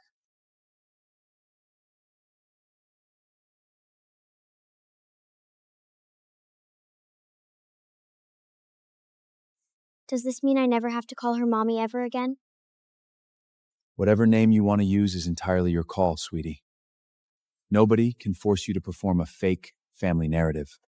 I am perfectly capable of beating Sophia clean, but I'm not breaking federal law on your account. Zero law breaking required. Just ensure every single appraisal Jack makes turns into a high-dollar liability trap.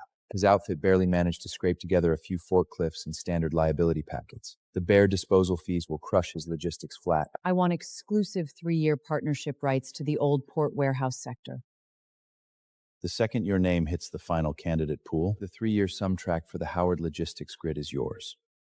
As for the review committee, I'll ensure the evaluation tracks incredibly smoothly. We can pay the deposit, but where are we going to find the crew? The exact crew I hauled freight with before today. Some were scammed out of back wages. Others had their careers systematically crushed by corporate incident reports.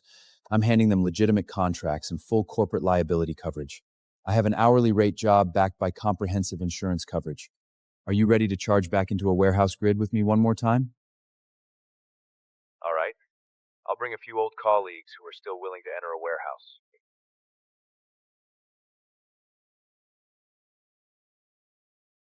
"12 years ago, the corporation mandated we swore you violated safety protocols. We were all terrified of losing our livelihoods, so not a single soul spoke up for you. Now you're turning around to offer us a contract? The ledger from 12 years ago isn't going to vanish because you sign a paper today. But this freight job is something you know how to execute. And I clear payouts strictly by the book. Whether you sign is entirely your own call.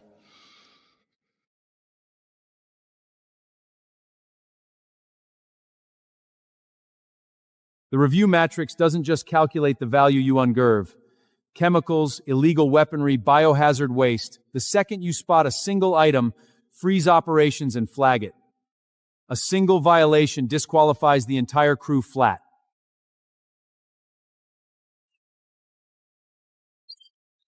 This specific rig cannot enter operations. This rig stays dead. The inspection certificate was issued this morning. Do you understand the machine or only the paperwork? I may not understand your certificate, but I can see fluid leaking from the line. Remove the protective panel now. You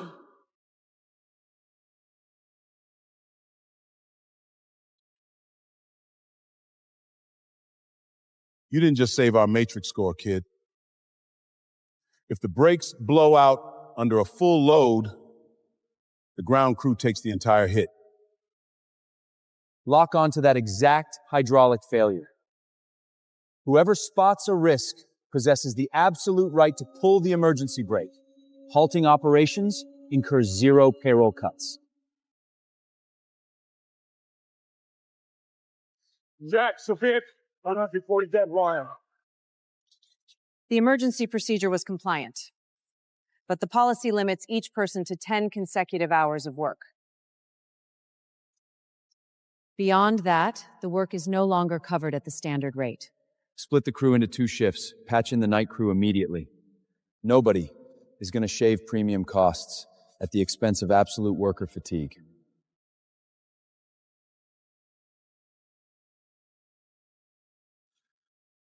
"12 years ago, I was too afraid to speak up. Today, I'll be the first to say something.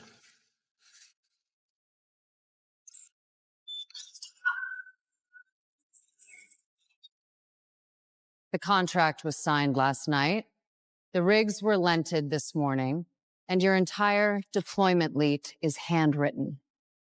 An outfit like this expects to handle a 48-hour logistics cleanout? Which is exactly why every single name on the manifest has a verified backup, and every rig is trailed by a spare. You possess the right to look down on my crew, that's fine.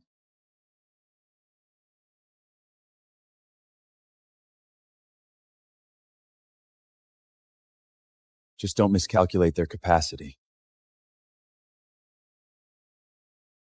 The team that locks down the highest cumulative net recovery value across 3 rounds while clearing every candidate slot for the 3-year Portmaster contract. Any illegal dumping drops the round's valuation straight to 0. A critical compliance failure triggers immediate disqualification from the tournament. A $250,000 lot can be swallowed by $260,000 in rigging, restoration, and storage costs. That puts your score at negative 10,000.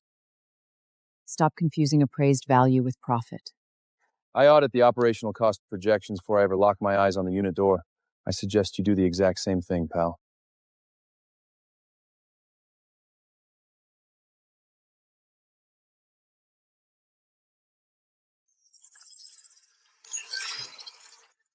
The frame and the original block match perfectly.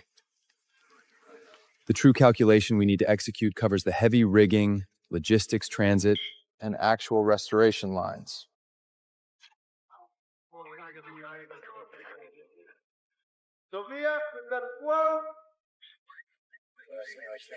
His patchwork outfit is only running a single pre-owned flatbed. Even if he snaps up the vehicle title, he doesn't possess the capacity to haul it away. Logistics can be rented instantly, but the restoration liabilities dictate the actual ceiling. Without verified metrics, I refuse to blindly spike the bid numbers for you. 24 grand flat to buy rotted wood and rusted steel. The second the cleanout finishes, you're left with nothing but an empty unit photo.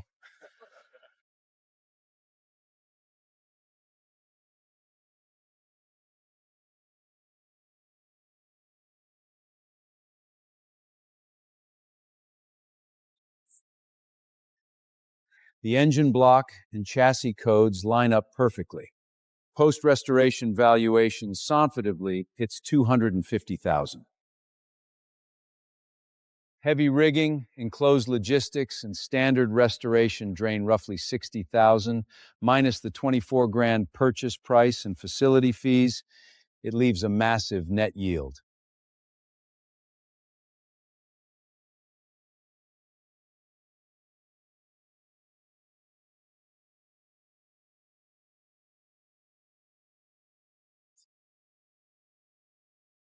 She locked down the end buyer before the door ever cracked up.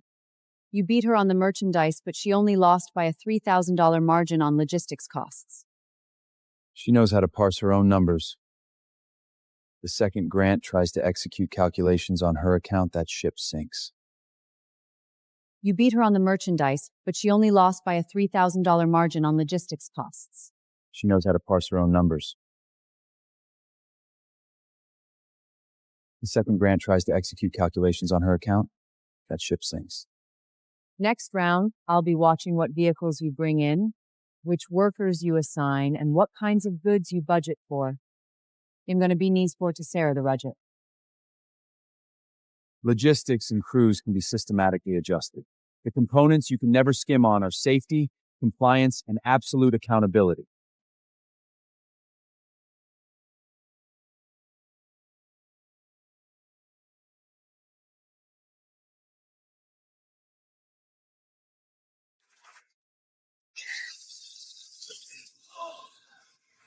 Those aren't returns. It's an entire unit of counterfeit goods. That will cost $20,000 to destroy. The manifest is locked in. It's all insurance liquidations. That's the only reason the external crates were weathered intentionally.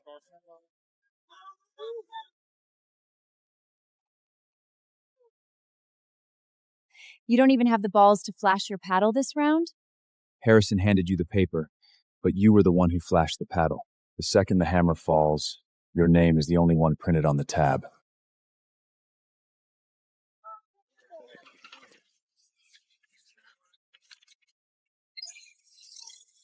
The hardware metrics are flawless, but whether they can be liquidated legally depends entirely on a regulatory compliance audit. $12,000 US. Authentic hardware doesn't substitute for verified chain of custody, sir. If your outfit breaks the seals or initiates pre-sale marketing campaigns prior to the legal audit, the unit's valuation drops straight to zero. Seal the unit right where it sits. The cargo value is my calculation. Whether we can legally liquidate it waits until your division and the courts finish the audit. The internal moffle explicitly flagged that unit as hazardous medical waste. Those crates are going to sit on their ledger as a dead loss. 120 ground for replica bags versus 210,000 for verified medical assets. Every single line on this sheet you handed me was designed to bleed my operation dry. Next unit, produce hard source documentation. The Victoria outfit logs a round score of negative $140,000. 120 grand close price, plus an additional 20 grand in validation and destruction tabs. You'd better pray to God that unit actually holds nothing but garbage inside.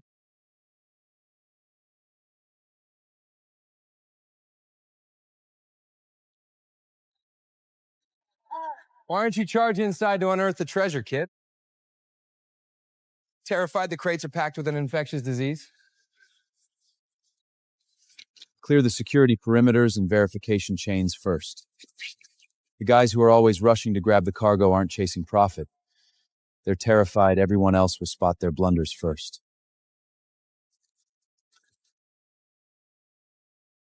The serial codes trace perfectly, and the factory warranty has exactly 1 year remaining. The second they clear diagnostic verification, they're fully authorized for secondary liquidation.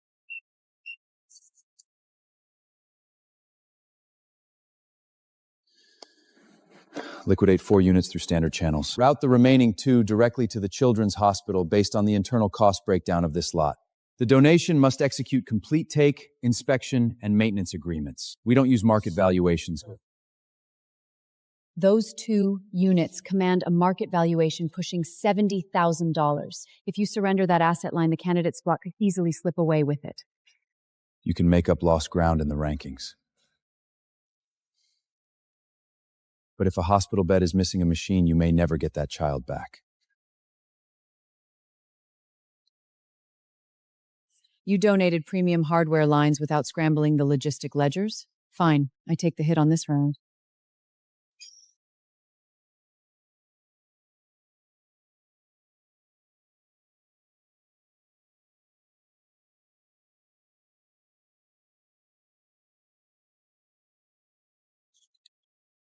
This round calculates strictly on legally binding net contract values. If the contract breaks within 7 days, the score is systematically rescinded. The unit at Terminal 17 was abandoned under a subsidiary's delinquent storage balance long ago. Its disposition rights just hit the port auction registry.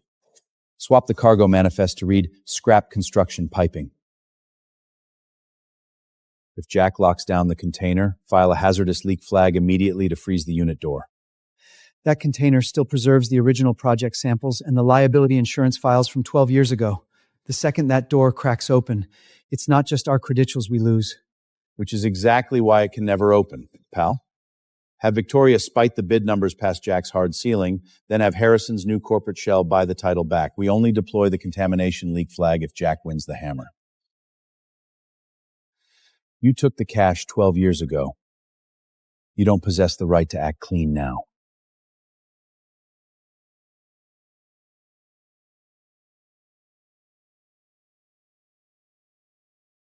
The counterfeit bag unit wasn't your bait. I fell for it because I trusted the internal manifest Harrison handed me blindly. At an auction, the answers someone hands you can cost more than what you can't see. The final round is for unacclaimed shipping containers with bids in the hundreds of thousands. You can walk away from a storage unit. But once you buy a container, there is no way back. If you keep letting one sick child make your business decisions, you will lose. Sell what should be sold and donate what should be donated. Winning doesn't mean turning everything into your own money. 12 unclaimed shipping cabinets. You may inspect only the seals, exterior, and abbreviated manifers. Customs verification and removal must be completed within 3 days. If a container is lawfully withdrawn because of undisclosed title defects or criminal evidence status, the transaction is void and the payment is returned through the original channel. The score returns to where it stood before the container was drawn. The champion earns statusicity for the old port liquidation. Ocean freight weight containers are packed with smuggling risks, hazardous materials, and title complications. Opening a high-value cargo doesn't guarantee you can legally cash out. That's why Mason, the customs broker, and the hazmat team all need to be part of the crew. My ability can show me what's inside, not who owns it.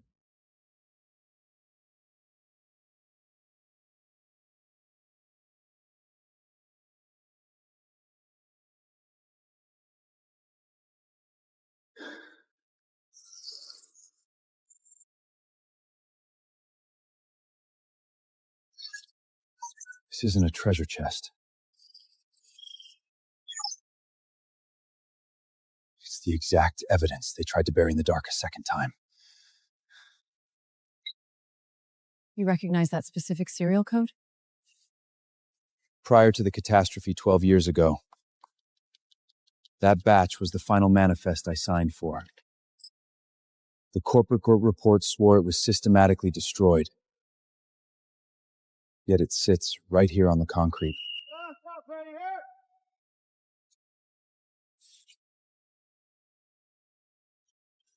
The final round isn't just a tournament. Grant wants to take the evidence that didn't burn clean 12 years ago and bury it flat one last time.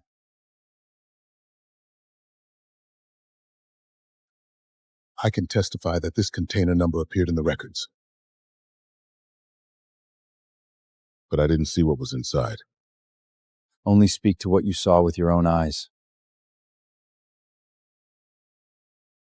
We already paid a lifelong price for trying to finish someone else's narrative layout. We don't repeat that blunder.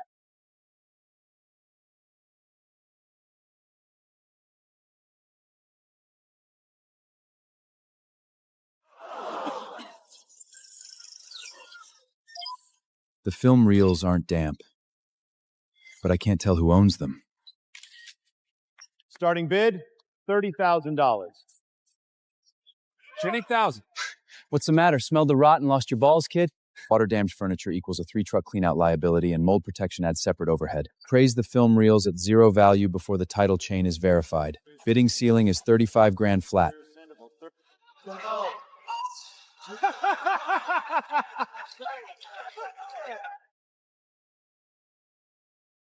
The liquidation records show that when the studio dissolved, it transferred the necklaves and copyrights to the State Cultural Foundation. You cannot sell them privately, but the foundation has posted a reward for locating these masters. Once they are transferred through customs, you can receive $120,000 in preservation compensation.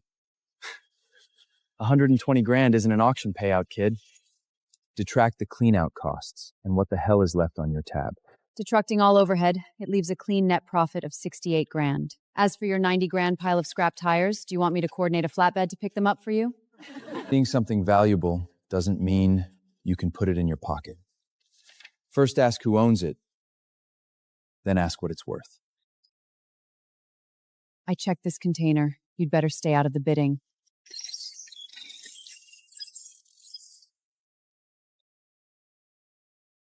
The motorcycle is valuable, but the crate with the replaced seal is what really determines this container's risk. Factor the crate in at a worst-case scenario deficit.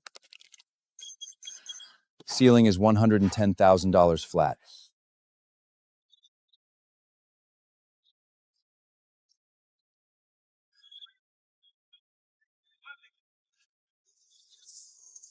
Before today, our only assignment was to haul the weight out flat. Not a single boss told us the cargo was illegal. And the grunts ended up taking the entire legal liability track. Which is exactly why every single tampered seal, cargo manifest, and operational freeze requires a continuous log. The second you spot a hazard, halt operations flat. We are never letting the ground crew shield the corporation ever again.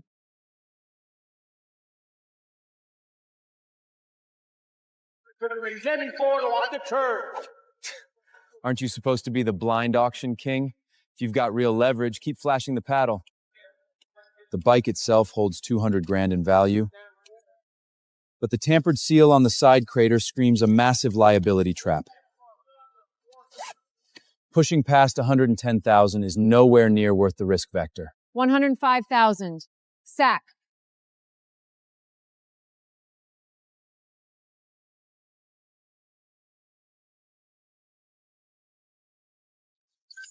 The chassis and engine numbers both match.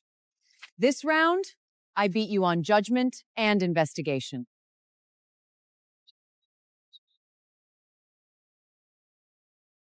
The motorcycle will also be held temporarily.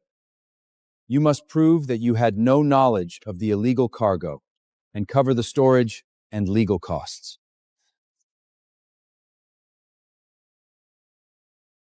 The verified cargo manifest you handed me? Why the hell was this exact crate systematically omitted from the data? Unclaimed containers get misloaded all the time. It's normal. The next second you treat my operation like a shield to absorb Grant's liabilities?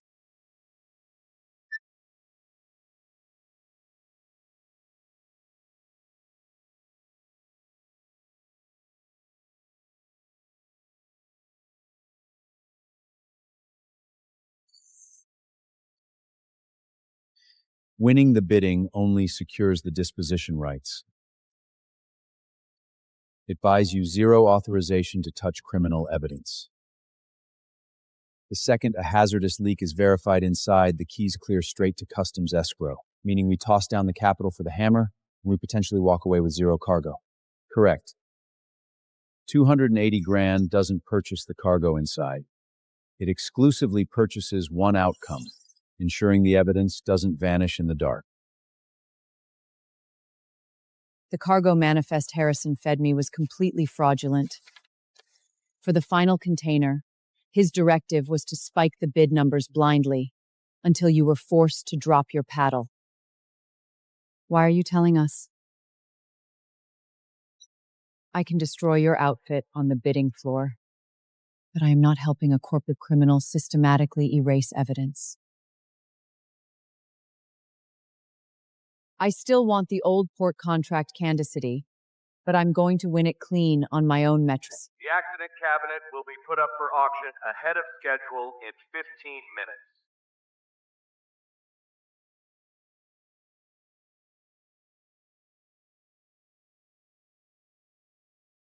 I'm winning this matrix on my own terms. Whatever evidence you guys packed inside that container, whoever signs the contract absorbs the criminal liability clean.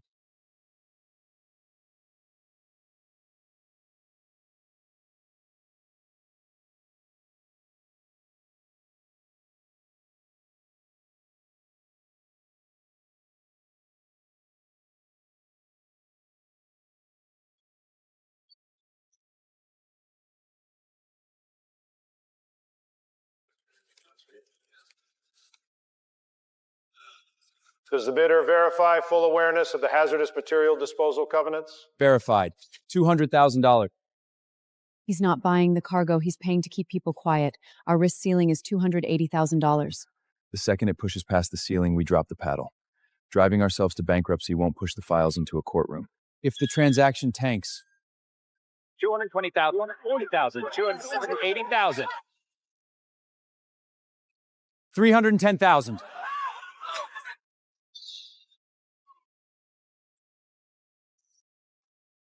I am not flashing a paddle on an invalid bid number, and I am damn sure not destroying evidence for Grant.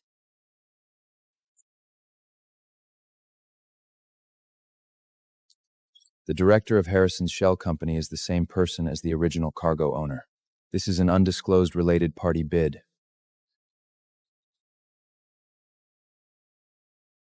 I stripped down their rig deck for you, but I'm not underwriting your balance sheet. The $280,000 price and whatever hazard sits inside, you carry that weight alone now.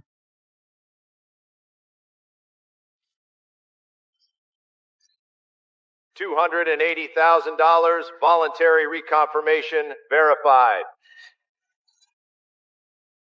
A contamination report has been filed. Opening is suspended. No one may approach the container. Congratulations, kid. $280,000 to buy a steel door you can never crack open.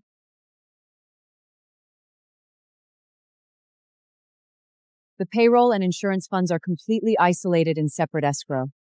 Even if the container stays dead and the project bleeds capital, not a single Grant loses a dime. The firm absorbs the risk. We don't bleed our workers to fill the deficit. This entire line of capital could turn into a dead loss. The risk ceiling was structured by both of us. A partnership doesn't mean you're an expert when we score profit, and you're entirely on your own the second a loss hits the tab.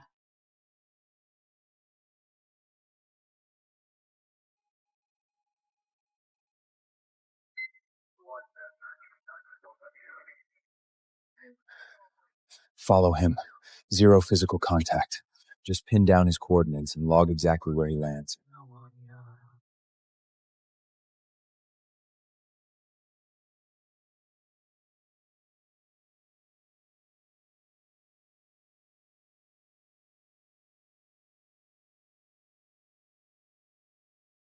Jack lacks any accredited hazardized material credentials. Leaving the asset in his hands compromises the entire safety grid of this port.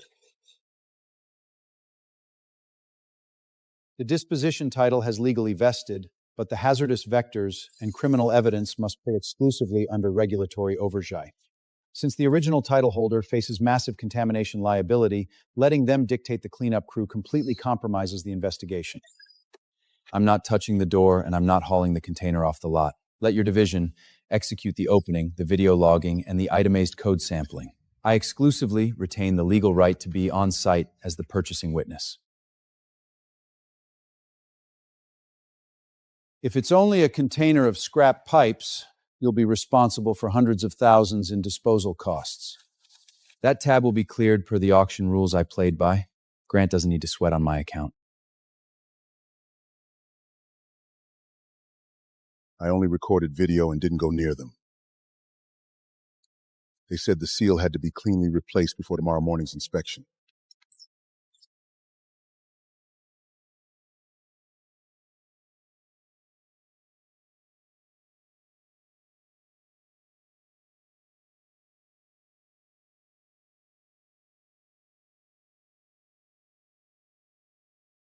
Staking out a crate of toxic waste at midnight, you honestly think you're wearing a badge now, kid? I don't wear a badge, which is exactly why the video files were already routed straight to the enforcement units who do. Someone tried to reproduce the original seal using old crimping plies. Before the container is opened tomorrow, everyone at the scene must register their fingerprints. Flying investigation with banks.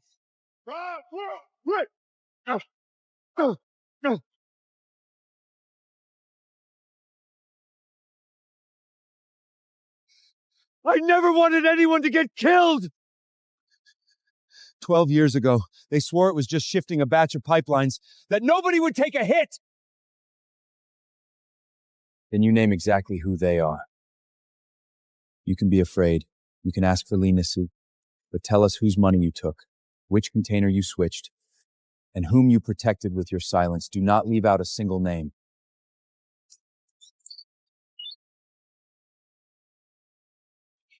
The raw engineering files stated it plain as day. That line of pipelines was a ticking time bomb. Grant ordered the worst of the corroded batch funneled into an abandoned container, then pinned the entire structural failure onto Jack's tab. Det är just det vi påfört att Pedro var Jacks titter. He said Jack was just a temporary contract grunt. Broke, zero legal representation, and not a single soul would ever step out to speak for him.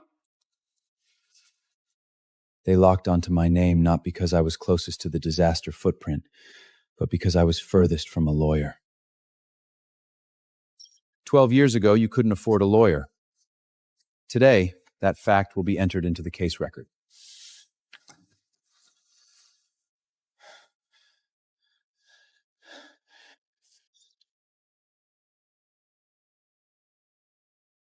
If there really is hazardous waste inside, then Jack put the entire port at risk just to hunt for treasure. He still hasn't raised the full $500,000 for his daughter's surgery, yet he gambled $280,000 on a container of rusty metal. Customs will open the container, and the environmental authorities will take the samples. I bought it so the original owner couldn't move it again.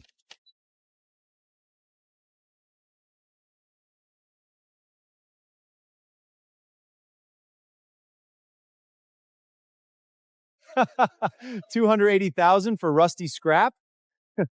Looks like even your magic eyes can be blind.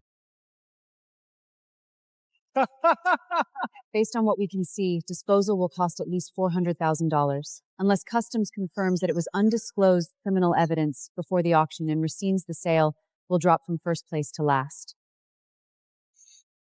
I never bought it for its net value. His daughter is waiting for surgery, yet he put $280,000 into a container of rusty metal. Do you really believe a man like that can protect her treatment money? 12 years ago, I believed your damn report and blamed my son for 12 years. Today, even if the container is full of rusty scrap, I'll wait until the government finishes its investigation. I don't believe a word you say.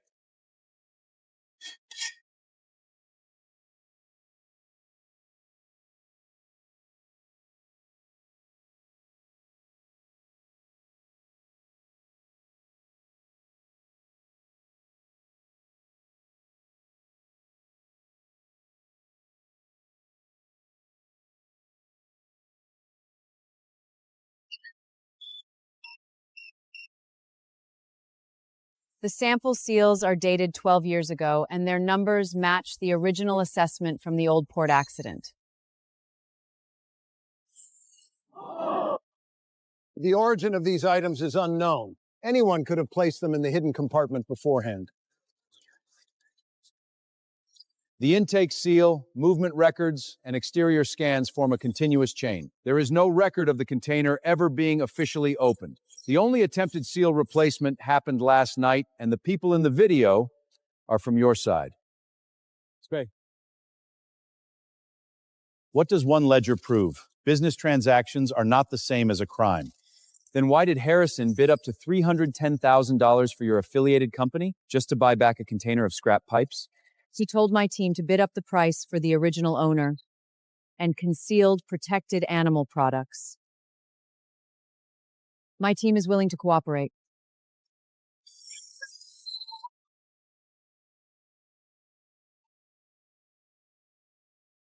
We won!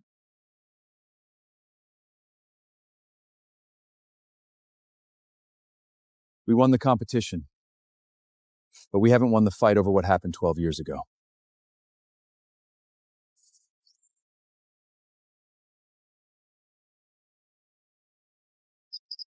The original drive will go to the forensic lab for imaging. For now, the ledger only shows where the money went. We need to decrypt the copy to learn what the orders said. Don't go spinning random codes on the encryption block. Kane organized his archive strictly by corporate project codes. The layout of the payment ledgers likely anchors to the exact same matrix. File the project codes straight into the forensic request sheet. Nobody touches the source drive. You map the vector, but the data validation happens exclusively on the drive mirror inside the lab.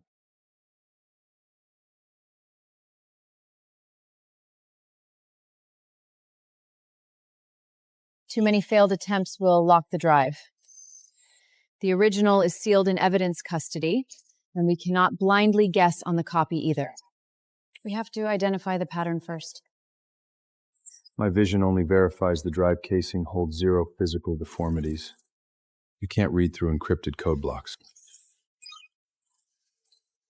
We need to isolate the pattern from the ledgers and logistics logs.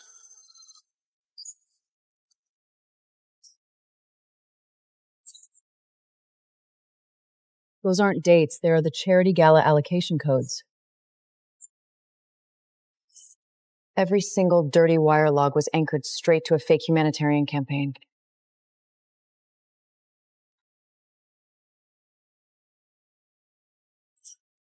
Shift the corroded pipeline batch out of the zone immediately. Frame the safety liability onto the shift loader on duty. Clear it out with a minor compensation payout and close the file.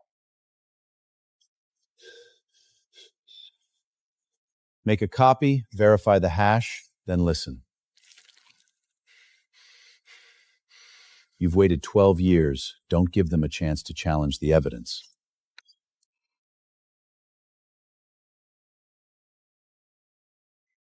The bank has only suspended new credit for the auction house.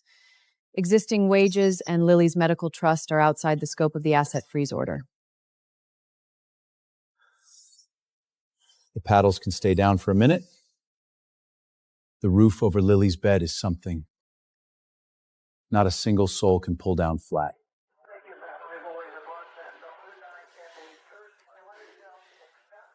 Is that really your voice on the recording?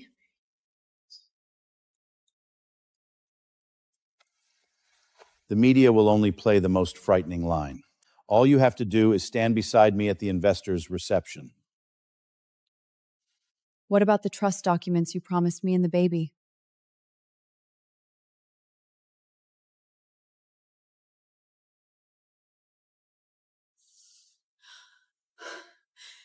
These aren't my signatures. Your name is valuable. Let me borrow it for one night.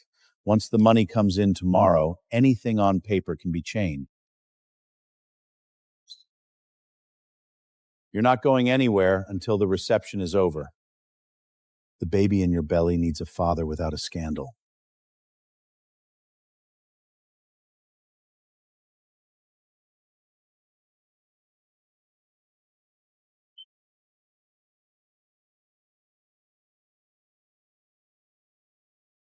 Without an active inside leak, what sane bidder throws down $280,000 to buy a container of hazardous construction scrap? I recognized the container number and noticed that the bottom panel did not match, so I judged that something was hidden inside. But I didn't know who owned it, so before opening it, I asked customs and environmental officials to witness the process. Are you testifying under oath that you can see inside a sealed container?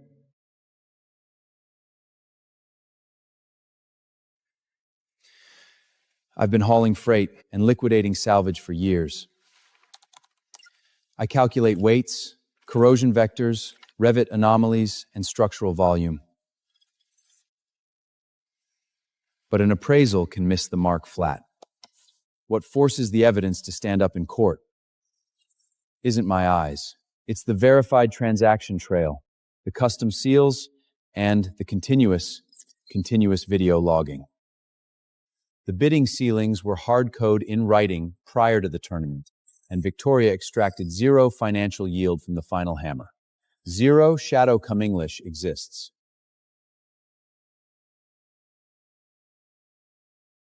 I wanted to beat him, not collude with him. I helped him in the final round because Grant wanted to use my team to destroy evidence.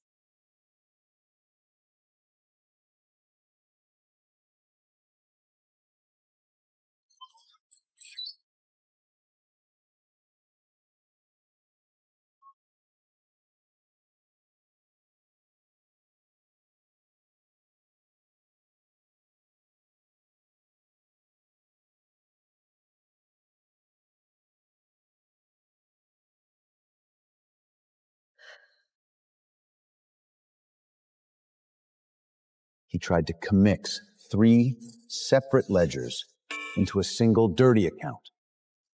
Luckily, we kept the barriers hard locked from day one.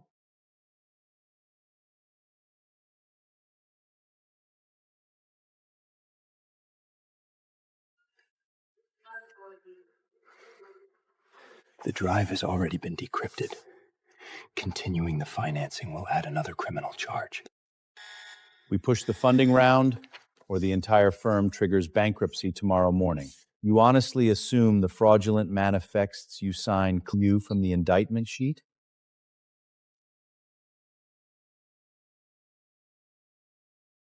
The exact second the summit closes, wire the funds to the offshore routing. Even if Jack wins a court verdict down the road, he'll be auditing nothing but an empty shell corporation.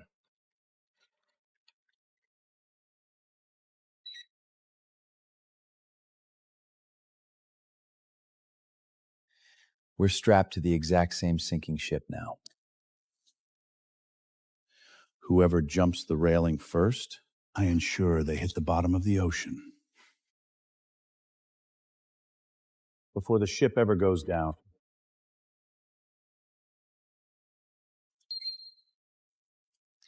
The internal evidence jackets faced 0 physical contact from the bidding team's post-intake.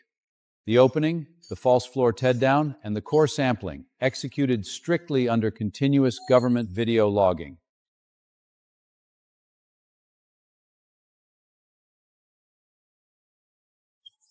The price-fixing allegations are declared completely unfounded. The operational credentials for Sophia's house are fully restored, and Jack's outfit is officially verified as the first-place winner of the review matrix. The drive audio, Vince's sworn deposition, and the physical pipeline cutouts cross-reference perfectly. The prosecution is locking down the financial paper trail right now. The payroll cleared, and the hospital verified the trust balance is fully locked down. Today, not a single outstanding invoice is chasing your tail, Jack. Do not discard that vintage liability report just yet. I want Lily to see with her own eyes that a scrap of paper can crush a man for 12 years. It can be corrected clean by a proper line of justice.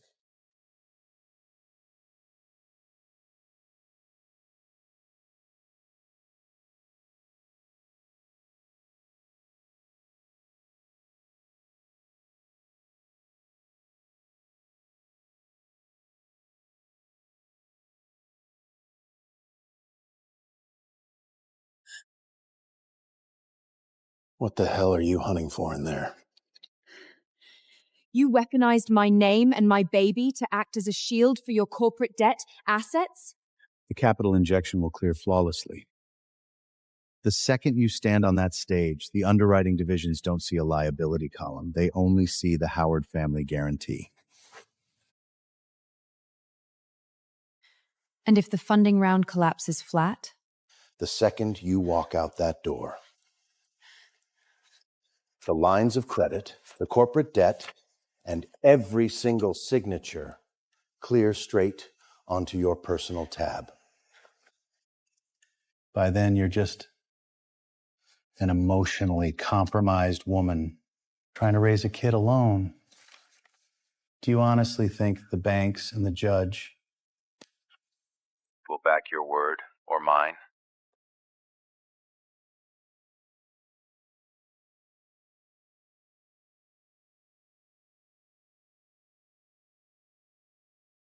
The address line is locked on my interface. But I'm not moving a single inch to that house. The crew that needs to knock on that door wears badges. It's zero business for my fists. She's turning over data exclusively for self-provocation, which means her historical liability isn't magically erased from the ledger. We only deploy the files that clear independent source verification. I am not trading Lily's visitation boundaries to secure the next evidence line. The evidence stands on its own. My daughter's parameters are completely non-negotiable. The second the summit closes, the funds route offshore. If you have the balls to walk away right now, every single line of credit and the kids' expenses land square on your tab.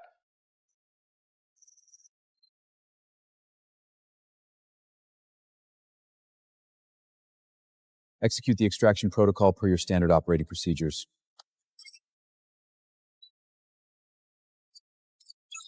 Lily stays completely outside the frame. Keep the residential coordinates in the hospital ward completely scrubbed from any documentation she has access to.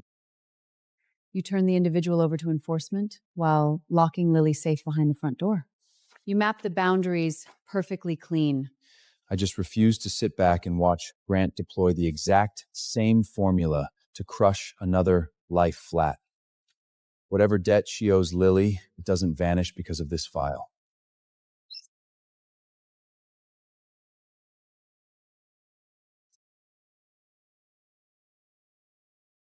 The moment you walk out, you lose the house, the doctors, and the trust for your child. I walked out on Jack because I was terrified of being flat broke. I am not serving a prison sentence on your account, and I damn sure won't let you dump your corporate liabilities onto the baby in my belly. You honestly assume Jack is stepping out to throw you a lifeline? I don't need a lifeline from him. I am turning over every single scrap of paper you pushed me to sign clean to the investigators.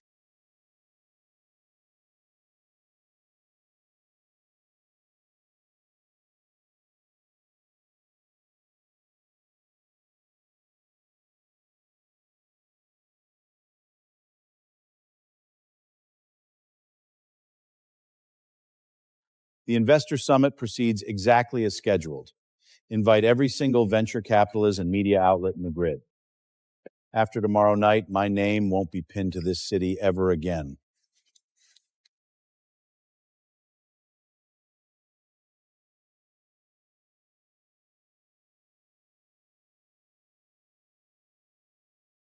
The evidence shows that Jack Wilson was not in the accident work zone at the time. The Port Authority is restoring his work credentials immediately. Let the evidence decide the old case. What I want to know now is how many people who were injured, lost their jobs, or carried the blame are still waiting to hear. It wasn't your fault. The part approved the clauses you asked to add.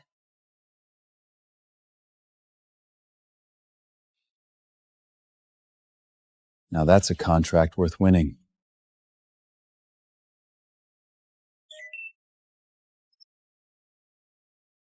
The most important thing this week is a mutating parent in Tunisia is keeping her calm and stable.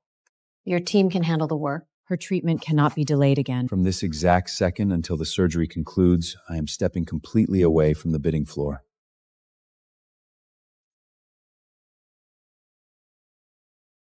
If you don't go crack open the storage boxes, Daddy, is someone else going to snatch first place away? First place can always be won back, sweetie. Your surgery isn't getting pushed back by a single day. Sophia can run the company.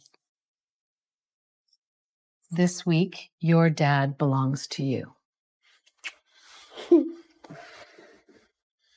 Bring me anything that needs my signature. Keep the investigation out of the ward, and don't make Lily worry about an adult case.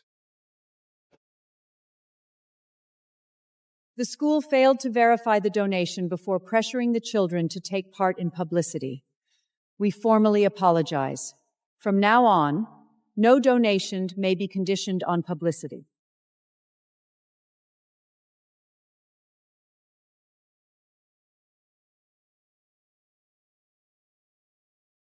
Is the foundation going to be branded under your name? No. The money goes directly to the hospital. And no child has to stand outstay and thank me.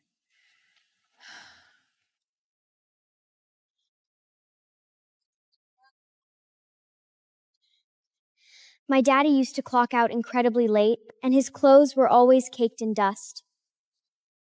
But he turned around to come back to the hospital every single day, and he never left me waiting alone in the dark.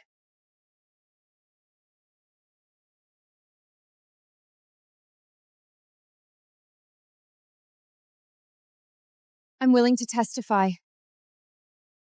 But I want a protective order and assurance that these debts won't be passed on to me or my child. Lily stays out of this. And she won't meet you here.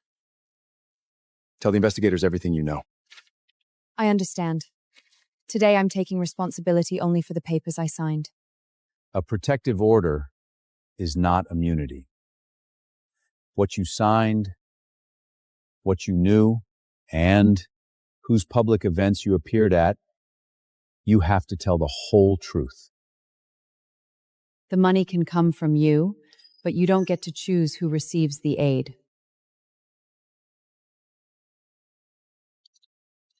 Do it that way. Life-saving aid shouldn't depend on who can cry for the cameras. I don't want him using my picture anymore. The evidence is enough to obtain search warrants, freeze accounts, and urgently block transfers. To prove this investment fraud, we still need him knowing about the contamination and forged permits to continue guaranteeing the project in his own words and begin collecting the money. The final financing round needs a guarantee from the family trust in my name. He'll make me confirm Starsky that the project is safe. Are you willing to attend wearing a wire? Yes.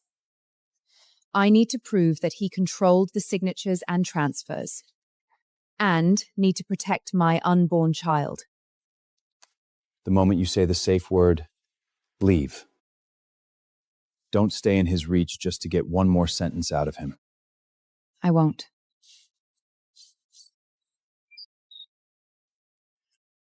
If things get out of control, say, "I'm feeling a little unwell," and leave immediately. Grant invited you personally. He plans to accuse you in public of building your success on stolen business documents. I'll stand in front of the cameras, but I'll follow the investigators on when to speak and when to stop. Is that bad man going to hit you with a car again? I'll have a lawyer with me, and the police will be there. I'll only carry documents. I won't hit anyone.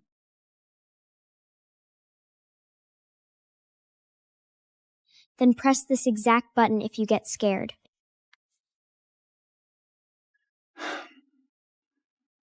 Okay. Daddy is learning to ask for help too.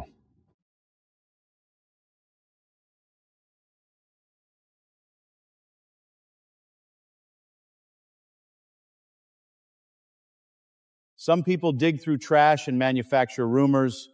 We use capital to bring ruins back to life. Welcome. I hear you bought a container of scrape pipes and now think you can judge a developer. Scrap pipes don't lie. The people who change their numbers do. The project prospect says the final environmental permit has been issued. What is the permit number? Once financing closes, all documents will be placed in the data room. An opportunity won't wait for everyone to read at their leisure. A setup that demandates you wire the cash first and check the files later isn't called an opportunity. It's a scam. Before I sign, I want one final confirmation. The environmental report is valid, and the old accident will not affect the project. As chairman, I guarantee that there is no undisclosed contamination on this property. The final environmental permit is in effect, and tonight's funds will go only into the project's regulated escrows account.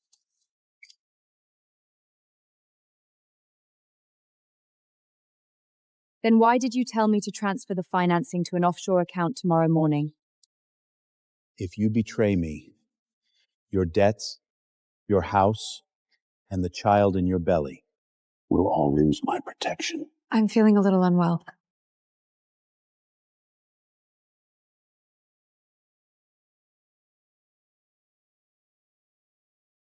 Intercepted.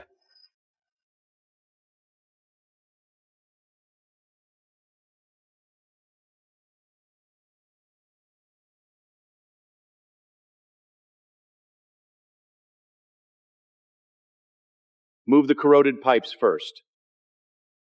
Put the responsibility on the loader working that shift.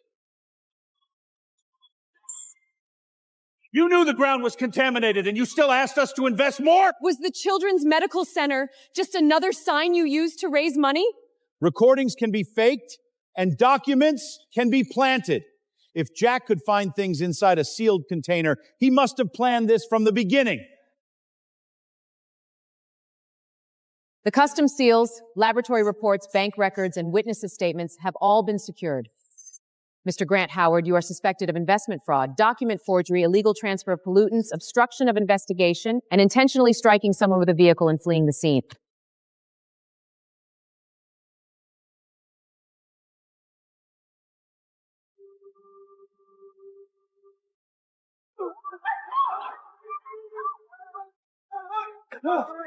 We ordered all of it! The fake manifests, bid rigging, and the camera blackout. They took the jackets and Echelon. I have the messages!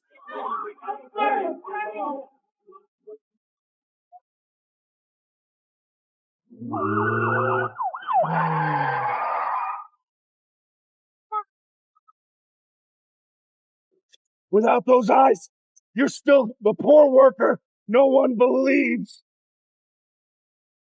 My eyes let me see objects, the evidence, and every record you left behind are what made people believe me.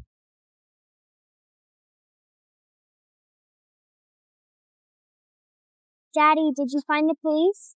I did. Daddy's coming home now.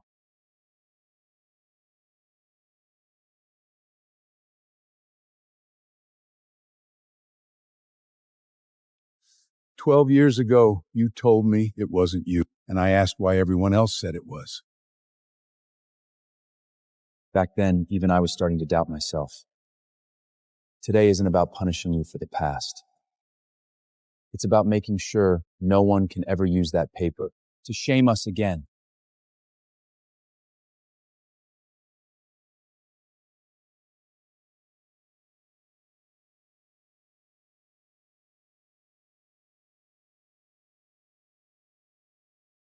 The succession addendum has been unauthenticated. The court has issued a long-term injunction, and the developer must continue honoring the residents' right to remain clause. We don't have to pack up and move? No. This time we're not buying a few more days. We're staying for good. I won't contest Lily's medical or residential rights anymore. I'll cooperate with the prosecution in Grant's case. I only ask that my case not harm my unborn child. Your unborn child doesn't have to pay an adult's debts. Neither does Lily. Her boundaries will follow the court's order. The court will still hear about Lily's circumstances, but it will not require her to meet Rachel. The final ruling is tomorrow. Her statement can end the interference, but child support and unpaid medical expenses will still be handled by the court.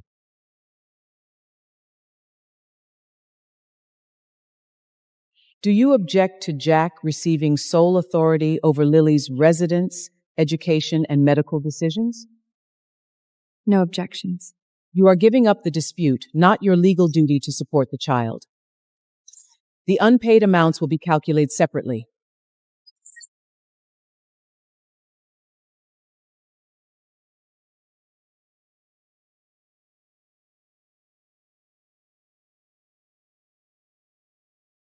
This ruling is not a reward for wealth. It recognizes who has consistently cared for the child and who took responsibility when risks arose. I understand completely. Her daily life will never be strapped to the fluctuations of another auction block again. From now on, the hospital and school will follow your father's formal decisions. And if there is anything you don't want, you can tell me directly. So the machines won't stop just because Mommy refuses to sign anymore? Never again, sweetie.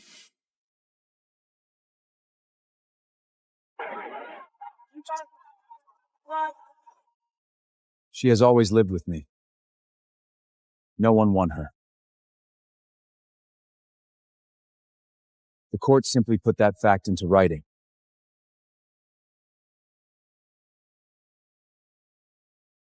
Don't be scared this time, Daddy. Will you still be here when I come out? Daddy isn't going anywhere.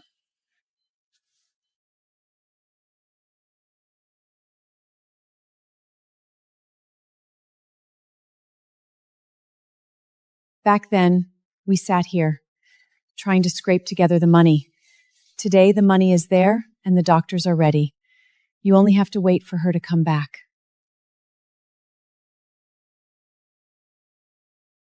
You can't see through this door. But you don't have to wait here alone. I'm still terrified. Then sit with the fear. We'll wait together. The surgery went well. We'll monitor her recovery now. She was very brave.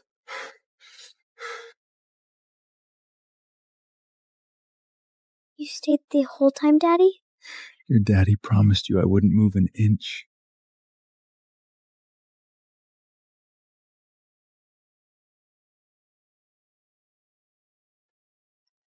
You're here too. I promised your dad we wouldn't talk about work until you woke up.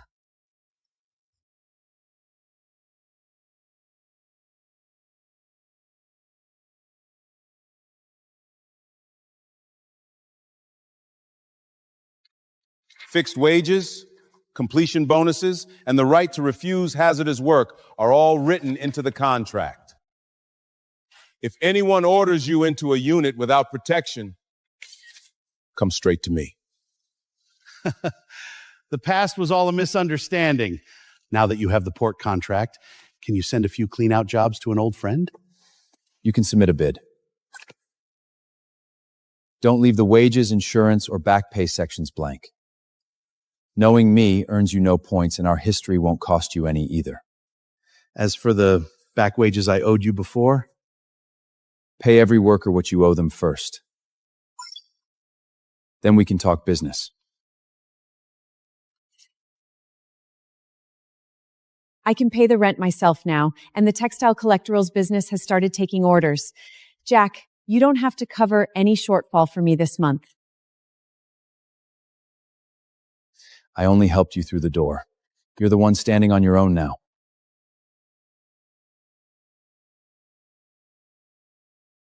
Next container, I'll still beat all of you. My consulting contract is up. Want to change the nature of our relationship? Strictly business? Let's build the company first. We can take our time with the rest.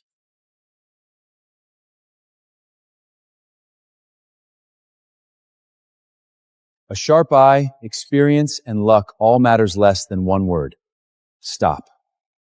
If anyone spots a problem, even a temporary waiter, they have the authority to halt the operation for an inspection. Look at you, Daddy, actually teaching other people how to say no now. You were the one who taught Daddy first.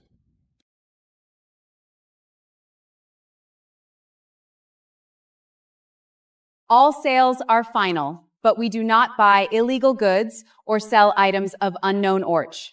If personal belongings are found, we first try to locate the owner. Do you still get nervous? Yes. Seeing the goods clearly isn't hard. Seeing the real cost is. Then why do you still open them? It isn't blind gambling. First check where it came from, then calculate the risk. Only after that does luck get a turn.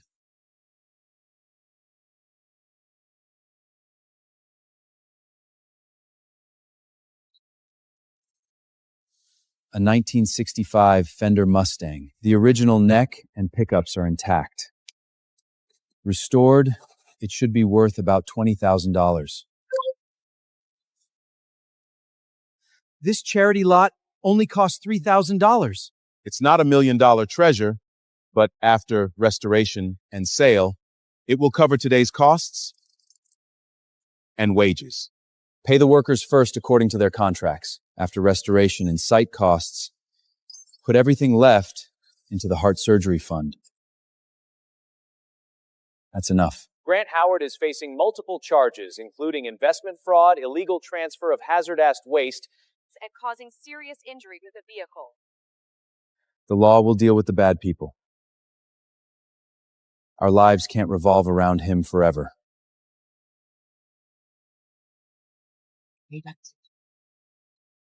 Well, partner, are we cracking the next door?